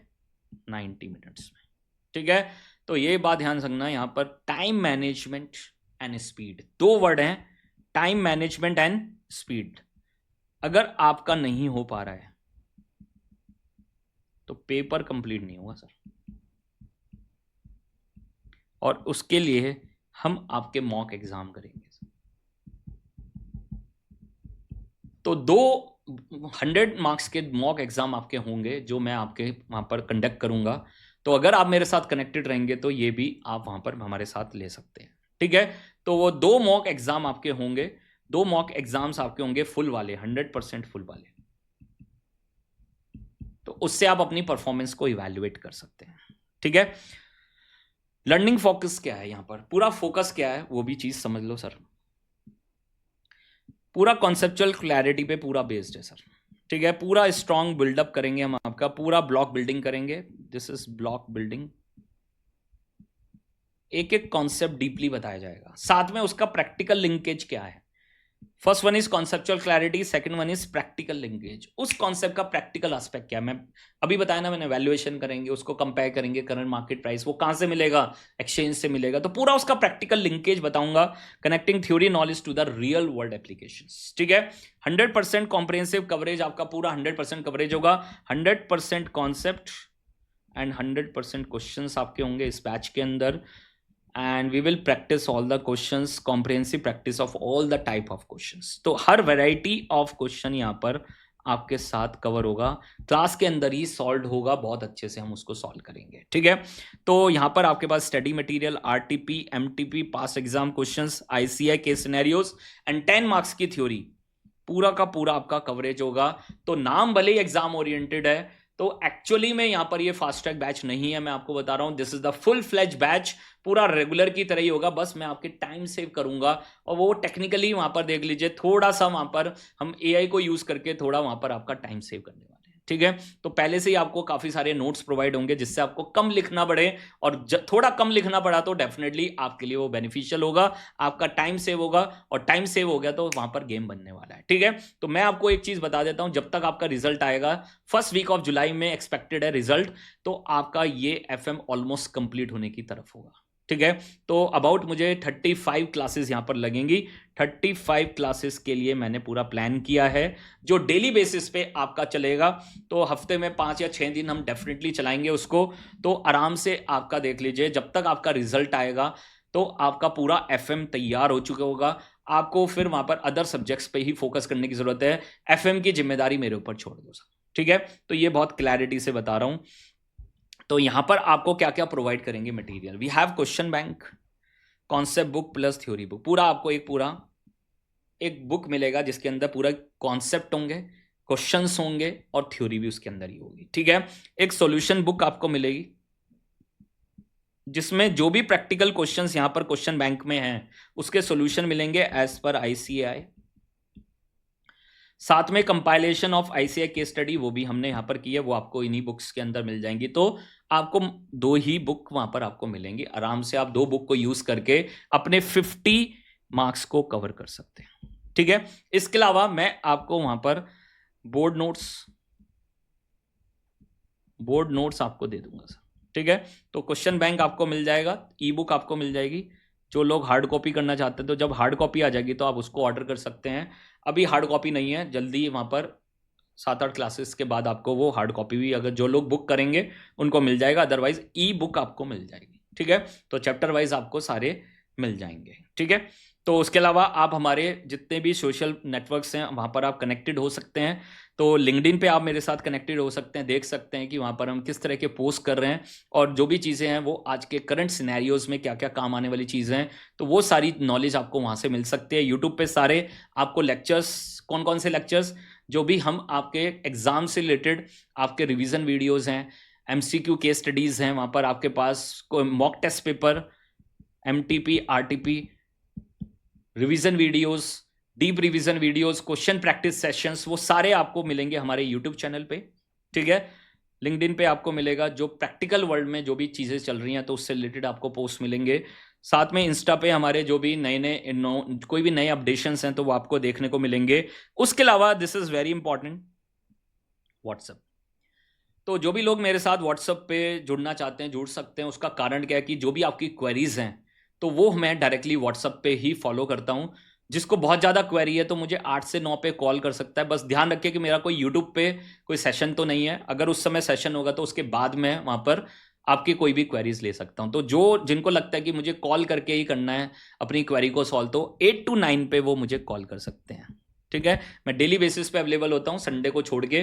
तो संडे के अलावा आप मुझे किसी भी दिन वहाँ पर मुझे कनेक्ट कर सकते हैं, वहाँ पर कांटेक्ट कर सकते हैं और मैं डेफिनेटली आपके लिए वहाँ पर अवेलेबल हूँ 8 to 9 में। तो आपकी जो भी क्वेरीज हैं आप डायरेक्टली मेरे से फ़ोन पे भी बात करके कर सकते हैं, ठीक है। तो ये सारे मैंने मीडिया सोशल मीडिया आपके साथ शेयर कर दिए हैं, आप इनको ज्वाइन कर सकते हैं और डेफिनेटली आप जो भी आप फ़ायदा उठाना चाह सकते हैं वो फ़ायदा उठा सकते हैं। मैंने पहले बताया your finance career will start from here, ठीक है। आपका फाइनेंस का कैरियर यहाँ से स्टार्ट हो रहा है और मैं आपको गारंटी दे सकता हूँ सीए इंटर एफएम में आपके साथ बना हुआ हूँ, सीए फाइनल एफएम में बना रहूंगा, साथ में एनआईएसएम के सर्टिफिकेशन, सीएफए, उसके अलावा वहां पर आपके पास फाइनेंस से रिलेटेड जो भी चीजें होंगी, स्टॉक मार्केट से रिलेटेड जो भी चीजें होंगी, रिसर्च रिपोर्ट से रिलेटेड जो भी चीजें होंगी, तो डेफिनेटली आपके साथ शेयर करूंगा। तो जो भी मेरी नॉलेज है आपके साथ, सबके साथ आपके साथ वहां पर शेयर करने वाला हूं। तो मेरे साथ वहां पर आप सीए इंटर में भी बने रहे, सीए फाइनल और उसके अलावा एडवांस लेवल के जो भी प्रोफेशनल कोर्सेज हैं या सर्टिफिकेशंस हैं, तो उसके लिए भी आप मेरे साथ कनेक्टेड हो सकते हैं। Thank you very much, wish you all the best. पूरा मैंने आपको देख लीजिए पूरी पीपीटी आपको बहुत अच्छे से गो थ्रू कराई है और मैंने तो लिख के ही बताया। तो ये आपको नोट्स भी अगर आपको चाहिएंगे तो डेफिनेटली ये नोट्स भी मैं आपके साथ शेयर कर दूंगा। तो अभी एक जल्दी हम एक गूगल ड्राइव लिंक बनाएंगे कल या परसों में और आपको वहां पर वो गूगल ड्राइव लिंक शेयर हो जाएगा। तो जो भी मटेरियल मुझे आपको प्रोवाइड कराना है तो उस गूगल ड्राइव लिंक के थ्रू मैं आपके साथ शेयर करूंगा, ठीक है। तो शुरू के 5 लेक्चर पूरे यूट्यूब पे आपको मिलेंगे, फ्री हैं ये यहाँ पर लेक्चर्स। तो आप देख सकते हैं कि आपको किस तरह की नॉलेज आपको दी जा रही है, आप उसको मैच कर सकते हैं फ्रॉम अदर पीपल। आप चेक कर सकते हैं कि भाई यहाँ पर किस लेवल का नॉलेज आपको दिया जा रहा है। This is not the theoretical, this is not the formula based system. यहाँ पर क्लियर आपको वहां पर कॉन्सेप्ट बेस्ड सिस्टम हम डेवलप कर रहे हैं जिससे आप समझ के आप खुद अपने कॉन्सेप्ट को वहां पर बना सकते हैं। और finance is about all this things, finance is not about the bookish knowledge, finance is about the practical knowledge, ठीक है। तो आपको पूरी वहां पर प्रैक्टिकल नॉलेज देने के लिए आ रहा हूं। तो जो भी लोग मेरे साथ कनेक्टेड हैं, जो भी लोग मेरे साथ वहां पर देख लीजिए इस क्लासेस को देख रहे हैं, तो डेफिनेटली अपने कमेंट्स जो भी आप देना चाहें वो कमेंट्स आप दे सकते हैं। कोई भी आपकी क्वेरीज हैं तो कमेंट बॉक्स में लिख सकते हैं और उसके अलावा व्हाट्सअप तो आप मुझे डायरेक्टली कर ही सकते हैं। तो व्हाट्सअप नंबर वहां पर लिखा हुई है, मैं फिर भी बता रहा हूं 8860017983 पे आप मुझे डायरेक्टली व्हाट्सअप कर सकते हैं और वहां पर मैं आपकी क्वेरीज को सॉल्व करूंगा। तो ये बात क्लियर है कि सर आपकी जो फाइनेंस की जर्नी अब हमारे साथ शुरू हो चुकी है और एफएम पहला वहां पर आपके पास है। एफएम अगर आपने अच्छे से कर लिया तो धीरे धीरे आप वहां पर CA final FM, NISM, CFA जो भी आप वहां पर इंटरनेशनल कोर्सेज करना चाहते हैं तो वो आप यहां पर कर सकते हैं। Thank you very much, wish you all the best. जल्दी से मुझे फटाफट बता दो कोई भी अगर आपके डाउट्स हैं और फिर हम इस सेशन को क्लोज करते हैं, ठीक है। तो जल्दी से जो भी लोग हमारे साथ कनेक्टेड हैं तो जल्दी से मुझे बता दें कि आपका अगर कोई भी डाउट है, कोई भी अगर पॉइंट है, डेफिनेटली हमारी जो वीडियोस हैं आप अपने फ्रेंड्स के साथ जरूर शेयर करें या आपके जो भी ग्रुप्स हैं उसमें आप जरूर शेयर करें। तो इफ अगर जेन्युइनली आपको पसंद आ रही है हमारी वीडियोस तो प्लीज अपने फ्रेंड्स के साथ शेयर करें, आइकन बेल को दबाएं और बताएं कि वहां पर लाइक कर दें, सारी जो भी वीडियोस हैं उसको लाइक कर दें, शेयर करें। Thank you very much, wish you all the best, bye bye, take care, love you guys.